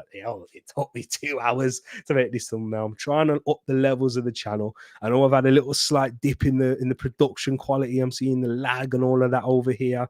It looks clean on my screen, but not so clean when I'm looking over there. But I do apologies for the trouble and those aspects, but you can see what I'm trying to do. I'm going to try and bring it much more on a consistent basis this year. We've got a really exciting Premier League season. We've got an amazing community of people. Look, you stuck with me. You even staying here now. We've got 6 of you in here beyond 2.5 hours. You're amazing. Into your evening. And then those of you who are watching afterwards, if you're watching afterwards and you've made it to this far, I can't explain how grateful I am to see. Even if you've just skipped all the way to get to this part, I really appreciate it. But if you stayed throughout, you mean a lot. You mean the most. But big up to everyone. Love to you all, guys. I'm gonna say good night. I'm gonna try and get in contact. I'm gonna get in contact with Realist now and try to address these issues, because at this moment in time, if I don't get this sorted, I'm going back to StreamYard into the normal, usual place. But yeah, I've still got my membership there, so yeah, I'll be fine, or my subscription. But take care, people. I'm out of here as I'm just looking for the outro. God bless. Don't forget to leave a like on the video, and I'll be out of here. And I'll see you again tomorrow, later tomorrow. So at 8 o'clock, guys, stay tuned. 8 o'clock tomorrow, game week 1 preview show. We look ahead to the fixtures. And then Friday I'll be back as well. I'm thinking early, probably 6 o'clock on Friday. With all things Arsenal. It might be a bit early for you guys, but all things Arsenal chat. I'm going to try and get guests on as well. Depends, 'cause it's a bit early. But maybe might even do a watch along for you as well, people. Might even treat you for a Man United Fulham. Maybe. Just depends if the interest there. Just depend if it's there. But love to you all, my guys. Let me just make you a mod right now, CM. I see if you're still here, CM, you're a mod, my brother. But yeah, love to you all, my people. God bless, and we're out. Peace.